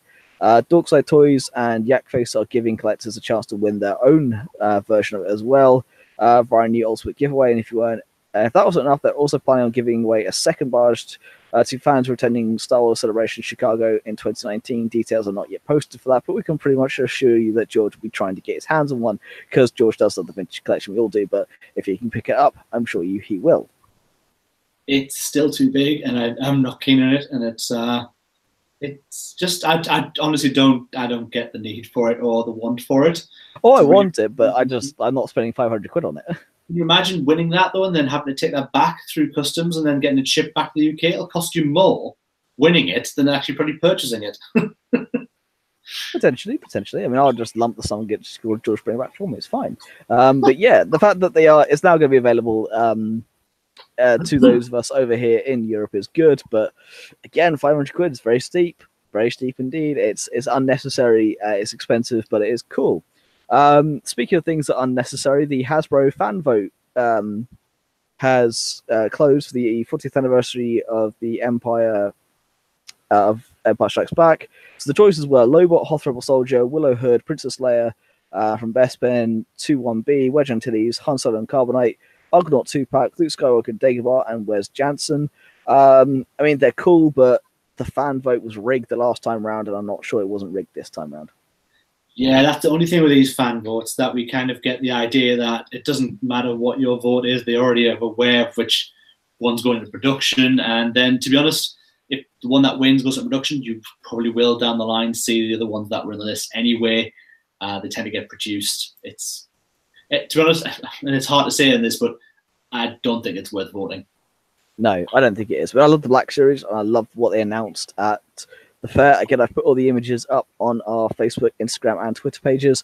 That was a nightmare, but actually, I put everything up from the New York Toy Fair, and that was a pain in the ass. We covered the UK Toy Fair in our last show, and that was a lot to go through, like the Hyper Real Vader and everything else. Again, everything's on our Facebook, Instagram, and Twitter if you haven't yet seen it. But yeah, the fan vote's closed now. I'm just not fussed with it because it's rigged. The last time around, it was heavily rigged for Dr. Aphra. I love Dr. Aphra, but it was rigged, and it's not cool when they do that. Anyway, we're going to talk about something now that's a little bit controversial here on the channel. Dave, I'm actually going to let you kind of to introduce this one. It's the retro collection. Yeah, I will look at this. Sorry, excuse me.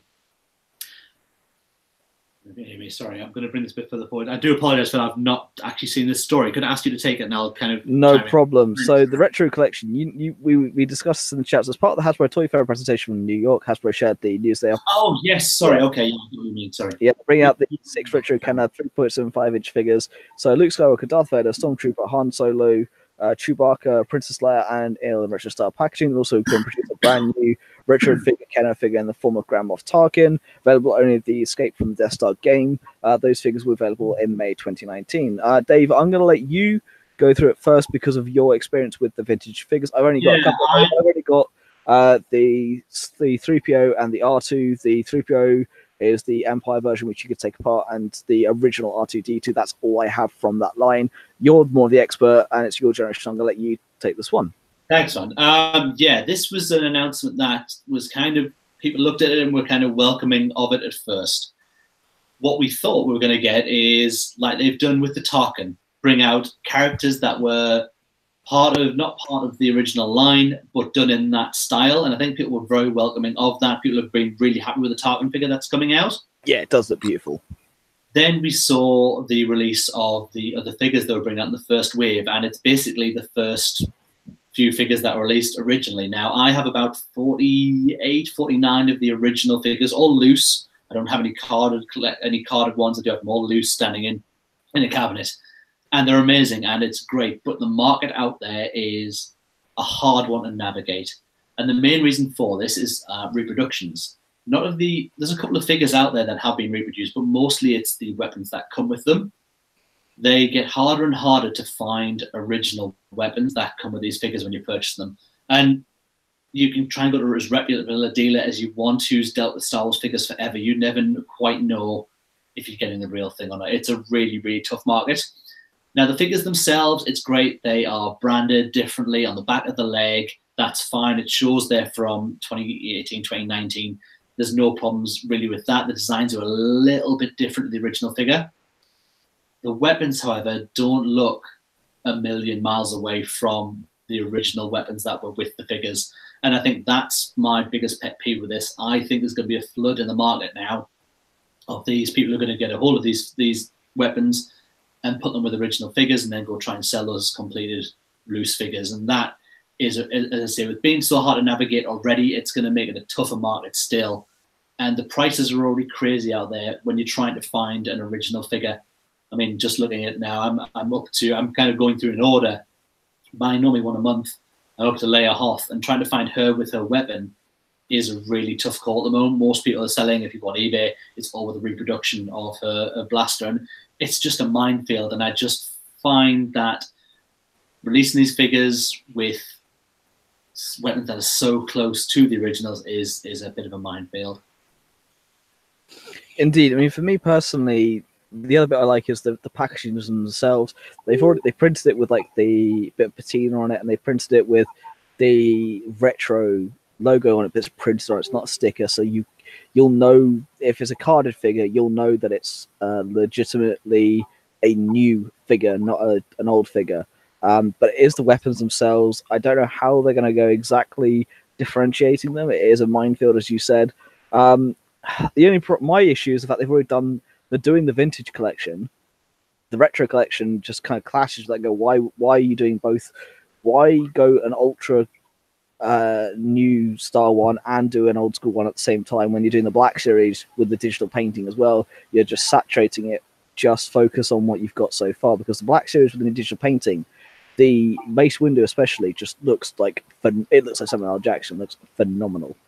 The Black Series are getting better and better and better. And yeah, you're right. I don't think there was the need to do this. If they did, and I say, like I said at the start of my kind of semi-rant, if they were going to do it, then just do new characters in that style. Like, I mean, if it was going to be like the Black Series where they did 1 year, 2 waves, and you knew what you were getting, would have been fine. The fact that they're going to continue doing them again, it's like, I don't think we need another line.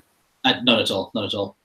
With you on that, absolutely. 100%. I wish they had. I agree with you as well. I wish they'd just done figures that weren't released back in the day. For example, Grand Moff Tarkin. You could do stuff like Colonel Yularen. You could do General Veers. You could do Colonel Strack. You could do all that. Yeah, I mean, Admiral Akbar. Was Akbar done back in the day? I can't remember. Yeah, but it's. I mean, yeah, even like you could have done figures from Rogue One, from Bail Organa.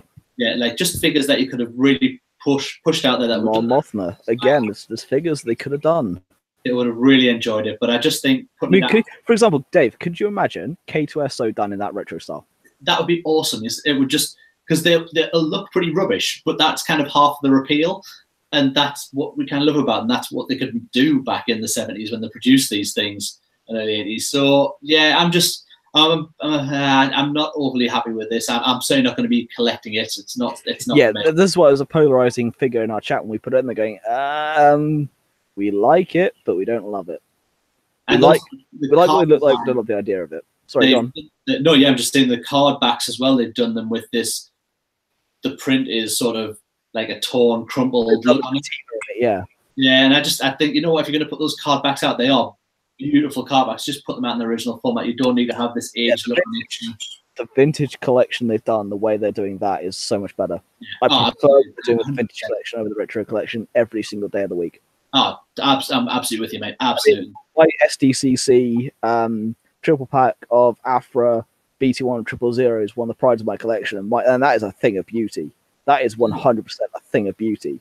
It's really hard to get hold of now, and really expensive if you want to get it out to. I saw it in Forbidden Planet the other day. I was like, what? Yeah, they're 120 for Planet. It's just craziness. I bought mine from A1 as soon as they announced that they had stock. I bought mine then and then. I didn't care about the cash. I'm buying it. And I'm glad I did, because now Forbidden Planet has it retail 120, other places 150, 180. I've seen it at 180. It's like, I could have bought 4 of them for this. Oh, I 2 and sold 1 like a year later. Not like George who does that. No. Yeah, that's one of those things. Like, mine's in mint condition. It's a beautiful example as well. no, it's they're doing some great work with some of these figures. I just think they didn't need another vintage line. Well, no, they didn't need this retro line. It would have been cool if they'd done one wave and figures you couldn't get back in the day. Yeah, then I would have bought the whole wave. That would have been something to play. Yeah, absolutely. I'm absolutely, completely 100% concur with you. I think I'm going to get the game. I'm going to get the Death Star game. So I've got Tarkin, and I'll have the game, and that'll be it. I won't care about the rest of the line. I just want the game, and I want Tarkin. Tell you what, I can send you. I've got a version of the original game you can have. Go for it. I'd love that, mate. Cool. I'll tell you what, talking about vintage Star Wars games on this particular front, I played this with my mate Robin. He got a DVD copy of it because he's got the original VHS though of the Darth Vader Death Star attack game, and we played that, and it's so much fun. But you have to, when one of you becomes his agent, and you have to betray everyone else, but no one knows who it is. It's just so much fun, and you have to pause it on the DVD. You have to pause it because the video, you again were told to pause the VHS tapes. You got to pause the DVD, but it's it's fun. Those are the glory days. No framing off in different directions of story. This is a tape. It was going one way, and that was it. Yep. It was you are you and you are screwed, and this is how it's going to work. And it was just, it's fantastic. Anyway, continuing on because we got so much to go through. We've already done 2 bits or 3 bits, of the toy shelf so far.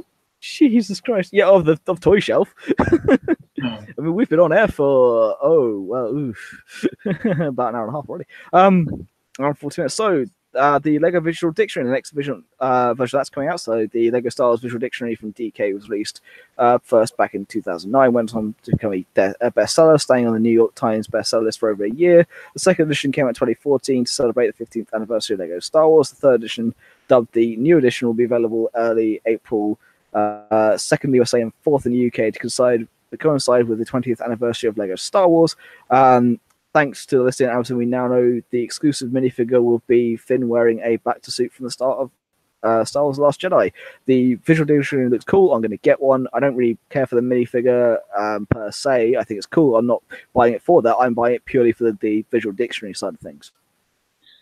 I've got already a couple of the visual dictionaries as they've got bigger and thicker as they've gone on. Yeah. But I'll get it for the minifigure. That's literally, I will get it for that. So...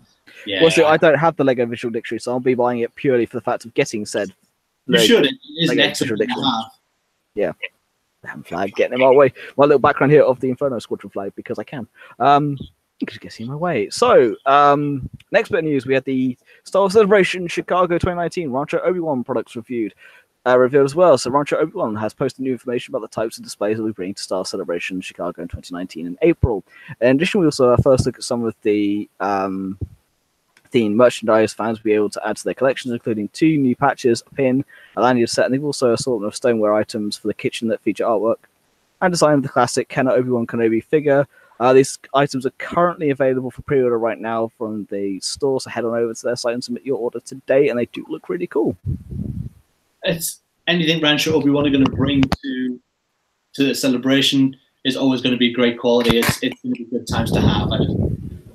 Just the more they announce, the more I want to be there. Yeah, well, listen, we've got a report on the ground, but we would like to be there if we could.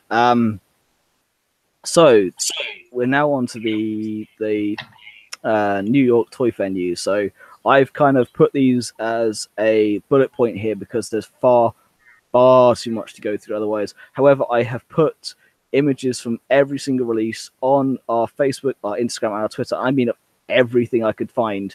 I have painstakingly gone through and put up so you guys can go and check them out. So please do go have a look. Like our Facebook page, like our Instagram, follow us on Instagram, like us on Twitter at Once the Force or the Force Podcast on Twitter. Just go have a look. So Celebration Chicago 2019 exclusives, Obi-Wan and Maul Black Series on the Episode 1 vintage card. I will be trying to get George to pick me up those. We've already had a discussion, him, myself, and I. It depends on if they are one per customer. If that's the case, then I will lose out because George wanted his collection, and fair play to him for that.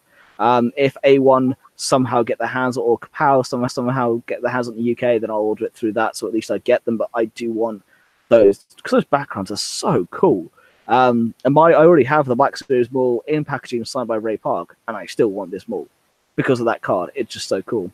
At the Mattel Collectors Preview event at the Toy Fair, they officially revealed the first in-person look at the new Hot Wheels cars, so the Jar Jar Binks character car, as well as the R5D4, R2Q5, and R2D2. You've got the Black Series figures, including the new Archive collection as well as putting up the Hyperreal Vader as well, which is 80 quid. We now know the release price for that. The Bandai and Tamashii Nation's new kit, so that's the really cool Japanese take on the samurai-looking Star Wars characters, as well as the Bandai kits. I actually have bought a new one myself recently. I had it shipped over from Japan, took 2 months to get it, but I'm finally happy I have it. Buffalo Games got their new jigsaws out. TribeTech have got their USB flash drives, Bluetooth speakers, and headphones. 720 mugs. So 720 have got mugs, cookware, apparel, and bags. Trends have got their new calendars out. Metal Earth have got their new kits. Pyramid America have got their prints and doormats. Cable Guys and Meta Merch, so Exquisite Gaming, have their new mugs and coffee sets. Lego licensed products, ClickTime and Santoki have got their keychains and clocks. As well as the Hasbro Lightsaber Academy, it's been announced as well. So they had the Lightsaber Academy to train to become a lightsaber master with the Star Wars Lightsaber Academy interactive training system. Download the official Lightsaber Academy app, choose one of 5 of the best masters in the galaxy, and begin your journey to become a lightsaber expert. Learn the official Star Wars moves and train and battle with over 1 of 5 legendary Jedi or Sith masters, loaded with the Smart Hilt technology. Your lightsaber connects via Bluetooth and tracks your motion to evaluate and score your moves. The Smart Hit will track your progress and help you level up in the app with 2 Lightsaber Academy lightsabers, each sold separately. You can battle your friends and head to head and test your skills. Features light sounds, character voices, and the app connectivity for motion-based gameplay. Available at most major retailers. So you've got the Assortment 1 and Assortment 2. So Assortment 1 is your standard $7.99 extendable lightsaber. However, do you remember way back when we were previewing that patent had been filed for an electronic extendable lightsaber? Yes, yeah. This is what has been released. So the signature electronic lightsabers extend with a simple flick of the wrist. You battle like either Luke Skywalker or Darth Vader. Simulated light and sound effects spark the imagination, bringing Star Wars Galaxy incredible to life. So for $20, you can now have a electronic extendable lightsaber. It's going to be interesting to see how it works in reality. Because for that price as well, you think that's not a great deal. So it's going to be really interesting to see what they've done with that original pack. Well, you know that they'll make better versions of it. This will be the cheap and cheerful version of it for $20. However, this is the pattern we saw last year. So it's good to see the progression to where it is now. Absolutely, yeah. That's actually something that's actually coming out of it, yeah. But yeah, that's everything coming out of the toy fair. I don't know if you had a chance to look through the images I put up last night. I started looking this afternoon before we kind of came on. I had a quick flip, and obviously there's so much. And I say Phil literally has picked out everything that was available to view. It is all of there over our social media. Do go check it out once, Instagram and Facebook come back up. Then you, by all means, go and check it all out. There are hundreds of pictures there to go through. Indeed. There's some cool stuff out there, but it's just a lot to go through. So, on to Star Wars. We have Marvel Star Wars issue 108. So, a long time ago, on a spinner rack far, far away, Star Wars comics were a lot different than they are now. So, these are the non-canonical ones, but they... because the celebration of Marvel's 80th anniversary, the Legend era sequel to a legendary comic book writer Archie Goodwin's Crimson Forever reunites Han Solo, Luke Skywalker, Leia, Chewbacca, 3PO, and R2 with Jackson, Amisa Fox, Train, Domino Tague, and Valance the Hunter in a galaxy-threatening nostalgia rollercoaster. So strap yourselves in. So in addition to this one-shot being exciting opportunity for fans to see new stories within the Legends realm of Star Wars saga, with the original Marvel Star Wars series concluding in 1986 with issue 107. So it's a opportunity for that series to get an ending, but it's the only bit of new Legends material printed. Yes, if you want to see stories about a big green rabbit that is not Bucky O'Hare, then yeah, by all means, go and check this out. It's Marvel was really trippy with Star Wars when they had the license, just on these crazy adventures set against all kinds. I mean, certainly I would go back if you get a chance to pick up some of the old Marvel comics. They do them in big paperbacks now with most of the issues in some really wild stuff in there if you have a look at it. Indeed, and I would recommend the Star Wars if you're going to pick up anything, so to get the original Lucas script. But there are some cool stuff out there, but yeah, they're just finishing up that run, as it were. Apparently George is almost with us, and we are getting through, so hopefully we'll actually have George for the canteen talking about the past 2 years of the show, which would actually be a nice way to end the show out, so hopefully we'll be there for that. We're going to move on to games now. We're going to talk about Fallen Order coming to Celebration Chicago. At Star Wars Celebration Chicago, fans will get a first look at what's coming next for the Star Wars video Games. In a special panel on Saturday, April 13th, EA and Respawn will pull back the curtain on Star Wars Jedi Fallen Order, which gamers will meet a Padawan who survived Order 66 and explore the galaxy in the time after for the Jedi Order. The discussion will feature never before released details ahead of the game's full 2019 release. Beyond this exciting debut, fans can invade the exhibition floor to try out other games, including Galaxy of Heroes, get strategy and skill and squad building, which I absolutely adore 100% and playing it non-stop for like nearly 2 years now, right, a year and a half now. I've been playing it every single day. Love that game so much. Star Wars Pinballs and Studios into the immersive take on the arcade classic. Star Wars The Old Republic, one of the longest running games set 1,000 years before the rise of the Empire, and we're hosting a special event with more details to come. So yeah, nice big fat gaming release there. I'm interested to see Fallen Order, but EA have kind of like destroyed my soul of late. EA destroyed all of our souls, but you're right. It's this only thing with Fallen Order that kind of really excites me is this is the kind of game I like to play. Something that's not where you have to go online and battle against hundreds of online players who are epic at what they're doing, and I get shot 400 times in the head as soon as I start. This is a linear game. It's a first person, one playable through. So that really piques my interest about it. The fact it's set around just after Order 66, that excites me too. So this game excites me a lot more than Battlefront did, to be totally honest with you. And yes, EA have made a lot of wrong turns. I do hope we get an excellent product out of this. Yeah, I mean, don't get me wrong. I love playing a bit of Battlefront 2. They finally got the game right, but it's taken them far too long to get there. But it's more that I love the fact it's a single player story mode like KOTOR. I mean, it's going to be a good game, I hope, but I'm interested to see the storyline because it's canonical, of course, and just to see where it goes. But as an EA of late have kind of just destroyed my soul. And we're going to talk now about the Battlefront 2 add-ons. So you got Anakin Skywalker and March Road Ahead. So Anakin Skywalker's finally been released. I did try that out. I put a little post up when I did. And the Road Ahead's got some just some EXP modes, just some triple XP events, and just some small bits and pieces. The clones appearance had an overhaul as well to update them. It's looking cool, but at the same time, that game, although they've got it right, it's taken them 2 years. They've abandoned Battlefront 3 for now. EA really screwed up with Battlefront 2. They did, but it hasn't affected them. They're keeping the license, so we're going to have to really put up with EA and their releases for the considerable future, I guess. Yeah, because Bob Iger says that EA are doing a good job somehow. Yeah, it's craziness, but I guess we're only the consumers, so what do we know? Exactly, we're only people that put the money in their pockets, so we don't know anything and don't listen to the fans at all. Yeah, that is it for this evening's show in terms of all the news and in terms of all the New York Toy Fair, from Celebration, for the breaking news, to my God, my throat is absolutely killing me after doing this. I mean, there's been a lot we've got through this evening. What's the update on George Rex? I know you've been messaging whilst I've been trying to get through all these bits and pieces. Yeah, he's literally said he was almost back, so we might get him for this. He said he's almost there, so I don't know if we will. He might just miss out.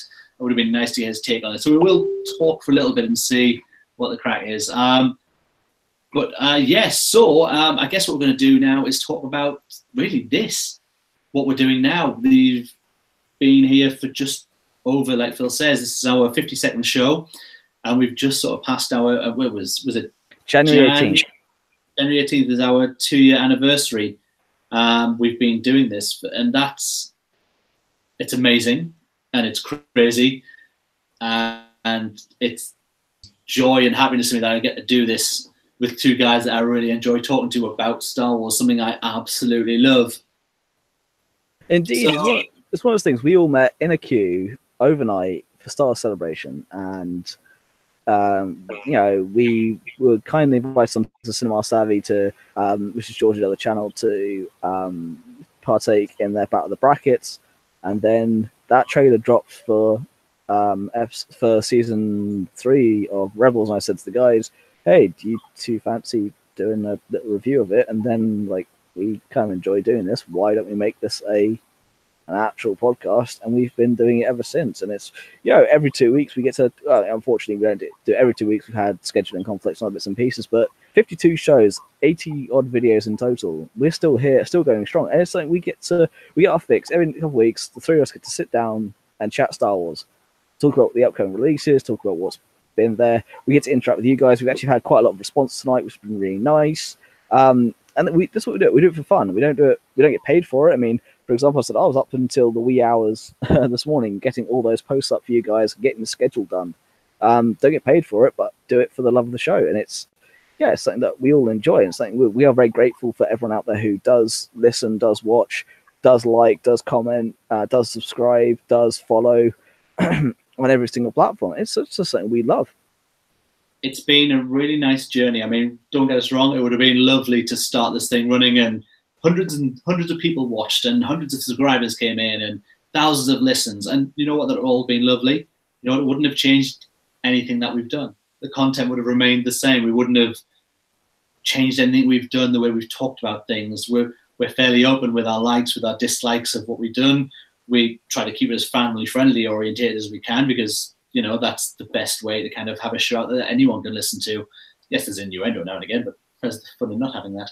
But it's like Phil said, it's something that means the absolute world. I know to Phil and myself as well, and it's really nice to have a place to come and talk to people whose opinions you respect and not always agree with about the franchise that that means so much to me. And I haven't got really anyone within my circle of friends who have that same feeling in Star Wars. I mean, I just turned 40 a couple of weeks ago, and it seems crazy that now I can sit and talk to Phil and I can talk to George about this film that I saw when I was a couple of years old, and it still resonates with me and still resonates with people out there. And it's nice now that people are starting to come into our show. Like I say, we had commenters on earlier who are watching along live with us. We do get a lot of our traffic through the audio version that goes out, which will be out tonight. Will go out in a couple of hours, this show ending, and that'll be up on all your usual places you get your podcasts from. But yeah, I love doing this show. I love chatting, and what I love behind it in the background is that we have this ongoing chat going, and that we can catch up. And it's a really, really nice thing to have. I don't know quite. It's not that I don't know what I'd do without it. Obviously, I would find other stuff to do. My son would see me small, but it's just one of those things that I would miss if I didn't do. Indeed, it's one of those things. This is our bi-weekly fix, but we have our chat that's been ongoing for 2 years. We all put stuff into it. I mean, we're actually in a unique position of Dave, myself, and George in that order. Of Dave was around for the originals when it first came out. I saw the original trilogy in the cinema and remember a period of time where there was no prequels before the Dark Time, before the Empire. No, I remember the 90s before episode 1. I watched episodes 4, 5, and 6 in the cinema, and there was a 2-year gap before episode 1. So I remember when there was only 3 Star Wars films. And I remember growing up watching the prequels, having seen the originals first. And George is young enough that he didn't have the opportunity. The first time he saw episode 4 in the cinema was last year when he watched it with the orchestra. He'd never seen episode 4 on the big screen before, which shocked me entirely, because I remember watching them as a kid. And I know Dave, again, himself, he was like, "Oh, makes you feel old for it." But we're in that. I'm lucky enough to have been in that generation that was just at the right time to see it before the prequels, but to have the exposure to Star Wars.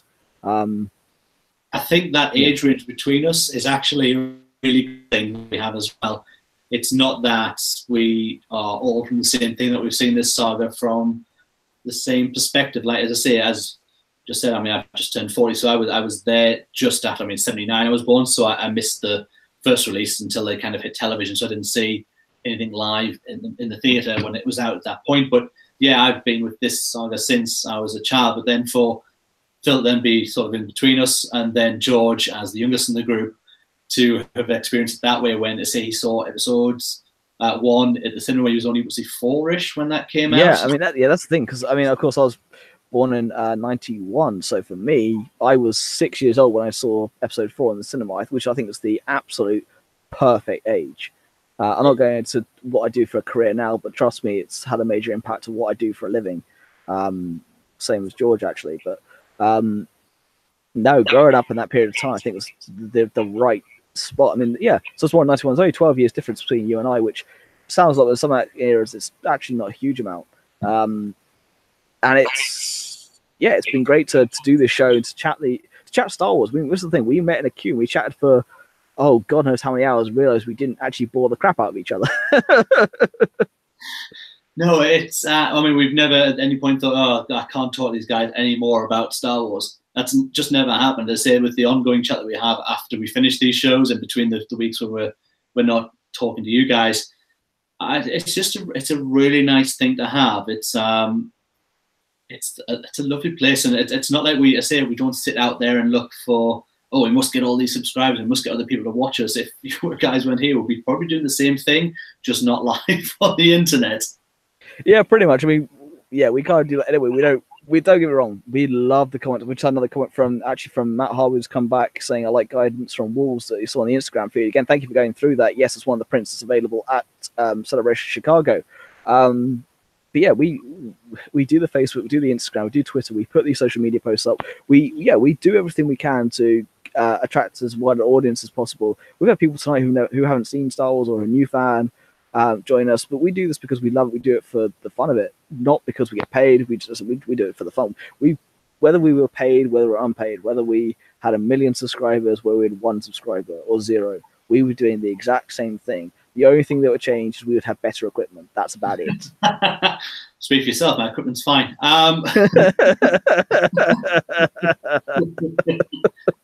That's a family-friendly show with the odd innuendo. It's brilliant. Exactly that, sir. I mean, and I think George feels the same. I mean, George, you may know, has started out when we started out the same on the Cinema Savvy channel. It was a nice place for us to get to, but it was good to branch out onto our own. And George, I think, would say, if he was here, in his wise and wisdom words, that he enjoys doing this too. I'm sure he does. And it's nice when we get to have him on here, because I like George's. He has varied opinions across the saga. I think that's really nice as well, that we often differ in our opinions. And it's nice to have that lever point between us as well. Phil and I do a great job when he's not here, don't get me wrong. Phil does most of the work, and I just nod along for a while and then speak once in a while. And I kind of like it that way, that Phil puts so much hard work into this, and I kind of turn up and go, look, I've made this picture. Yeah, Dave I go, right, guys, here's the schedule, here's everything we're doing, here's all social media posts. We did title. Dave goes, here's a title, here's an image, done.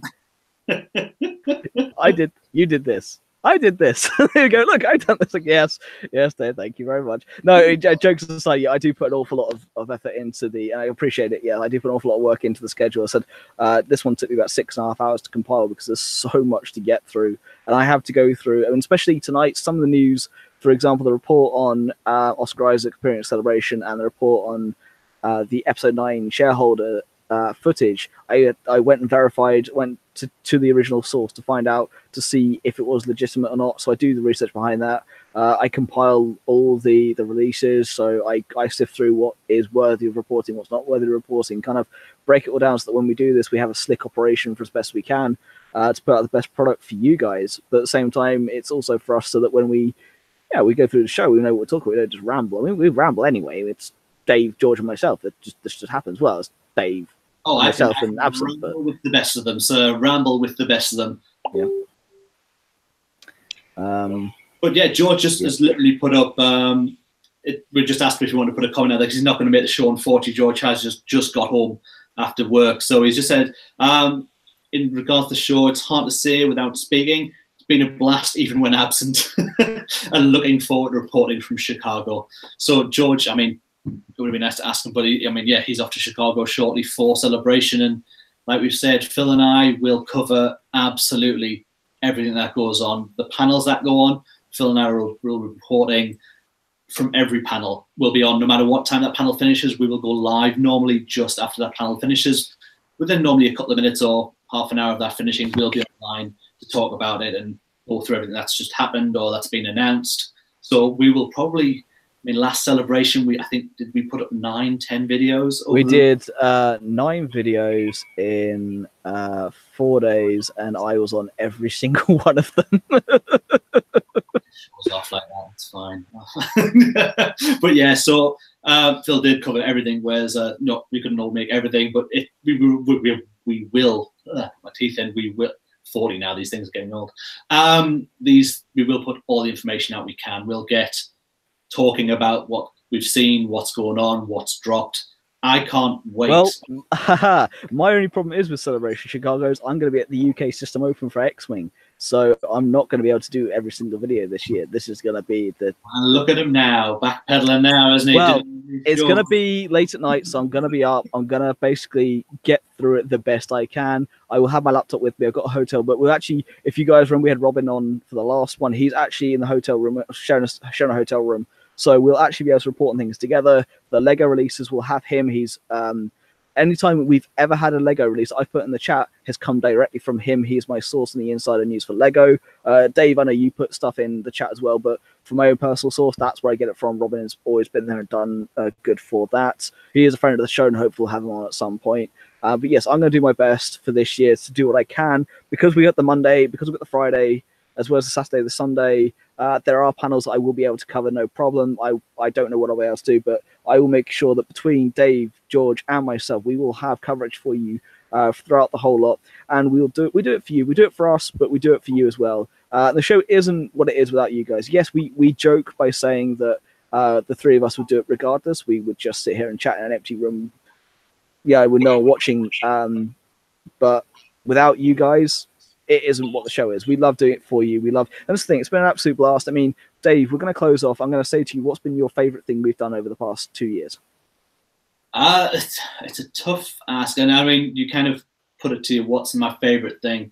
And you kind of look at big things that we've done. I've really enjoyed doing the Rogue One commentary. That was amazing. I'd like to do some more of those over the next year. I'd really like to get a couple more film commentaries done. I think that'd be really nice. But you know what? This here is what I love about this show. I love sitting down. I love talking to yourself. I love talking to George about Star Wars. And I wouldn't change anything for the world. That's probably my biggest take from it. You guys, a friendship from meeting as we did to now talking to you guys most days. Yeah. At my age, I don't expect to make new friends, but I have, and that's an awesome, awesome thing. Indeed, and I think for me, again, I agree with you on Rogue One commentary, but I think my favourite moments have to be when we've done a drop of the hat review, like a trailer's dropped or big bit of news has come out, and we've just gone on instantly, the three of us, to do a show, or two of us, or one of us has gone on and talked about it, just doing what we can to put out that product for you guys. But for us, just that, for me, that's what I enjoy, is that level of excitement of just, this is brand new and shiny. We want to share it with the world and share it with each other. Again, yeah, okay, so I'm 28, so making friends, as you get older, it is a little more difficult. Your social circle gets smaller, life gets in the way, kids, houses, grown-ups, jobs, etc. And to find each other at Celebration was awesome. And that, I still think for me, my all-time favorite was that table read photo that we have on our Facebook page. That photo of you just bowed out of the top trump card game that was going to go on. We didn't realize for another 2 hours afterwards, because George and myself were the last two men standing, refused to give up. Yeah, it was insane, but it was a beautiful moment.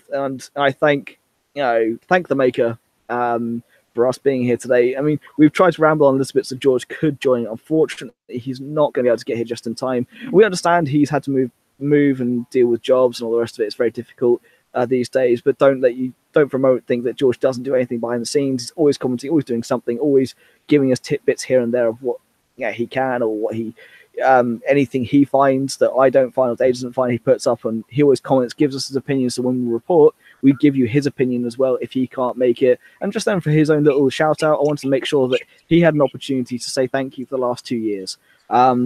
And Dave, is there anything else you want to say before I wrap everything up? And literally, my only thing now is a massive, massive thank you to everybody who's joined in with this little show that we do. Your input is, like Phil said, is massively important to us. It's not the same show without people listening or watching.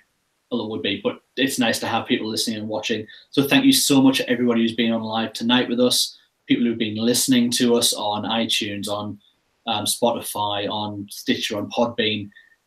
For those people who put us in your ears when the way to listen to a podcast, it means the absolute world to us. It really does. So for me, just a massive, massive thank you to you all for being part of this journey over the last 2 years, and long may it continue. Indeed. Yeah, again, I echo those sentiments. On behalf of George, thank you very much for the last 2 years. George is looking forward to supporting from Chicago, and when he can join us, he will. George misses us dearly doing this show. We rib him for being absent, but we wouldn't actually be here without George, without his platform of Cinema Savvy. So George is the main reason we have for this show. So big thank you to absentee George for that. We are the founding fathers of Once the Force of Stars podcast. We all met at Celebration. Without George, without Chris and Tegan from Cinema Savvy, we wouldn't have this. So big shout out and big thanks to Cinema Savvy. Big thanks to George. And for myself, a massive thank you to anyone who's ever watched the show, who's ever downloaded it, who's ever commented on any picture on Instagram, Facebook, or Twitter, any comment, any message, anything, anywhere we've ever had any feedback on. Thank you to every single person who's ever paid attention to us, even if it's in a negative way. Thank you for your feedback, because, well, whether you like us, whether you don't, just thank you for your feedback. We always try and improve the product, do what we can. All three of us have made sure we've got extra gear to make sure the quality is better. My gear conked out for a while. I bought new headphones with a microphone specifically for this. We've done what we can to improve the show and do what we can. So it's a massive thank you to you. We invest in it because we love it, but we do it for you, the fans. So thank you very much. Just to wrap up, don't forget to like, share, and subscribe. You can find us on Facebook, Instagram, and Twitter. You can download the show audio version on iTunes, Spotify, Podbean, and Stitcher. We're live every other Wednesday, or try to be live every other Wednesday, never on time, on YouTube, 8 p.m. You're never on time, but still, we're live every other Wednesday on YouTube, Once the Force of Stars podcast. You can follow us on Facebook, Instagram, and Twitter. Just search Once the Force or The Force podcast. We've been Once the Force. May the Force of others be with you. Good night.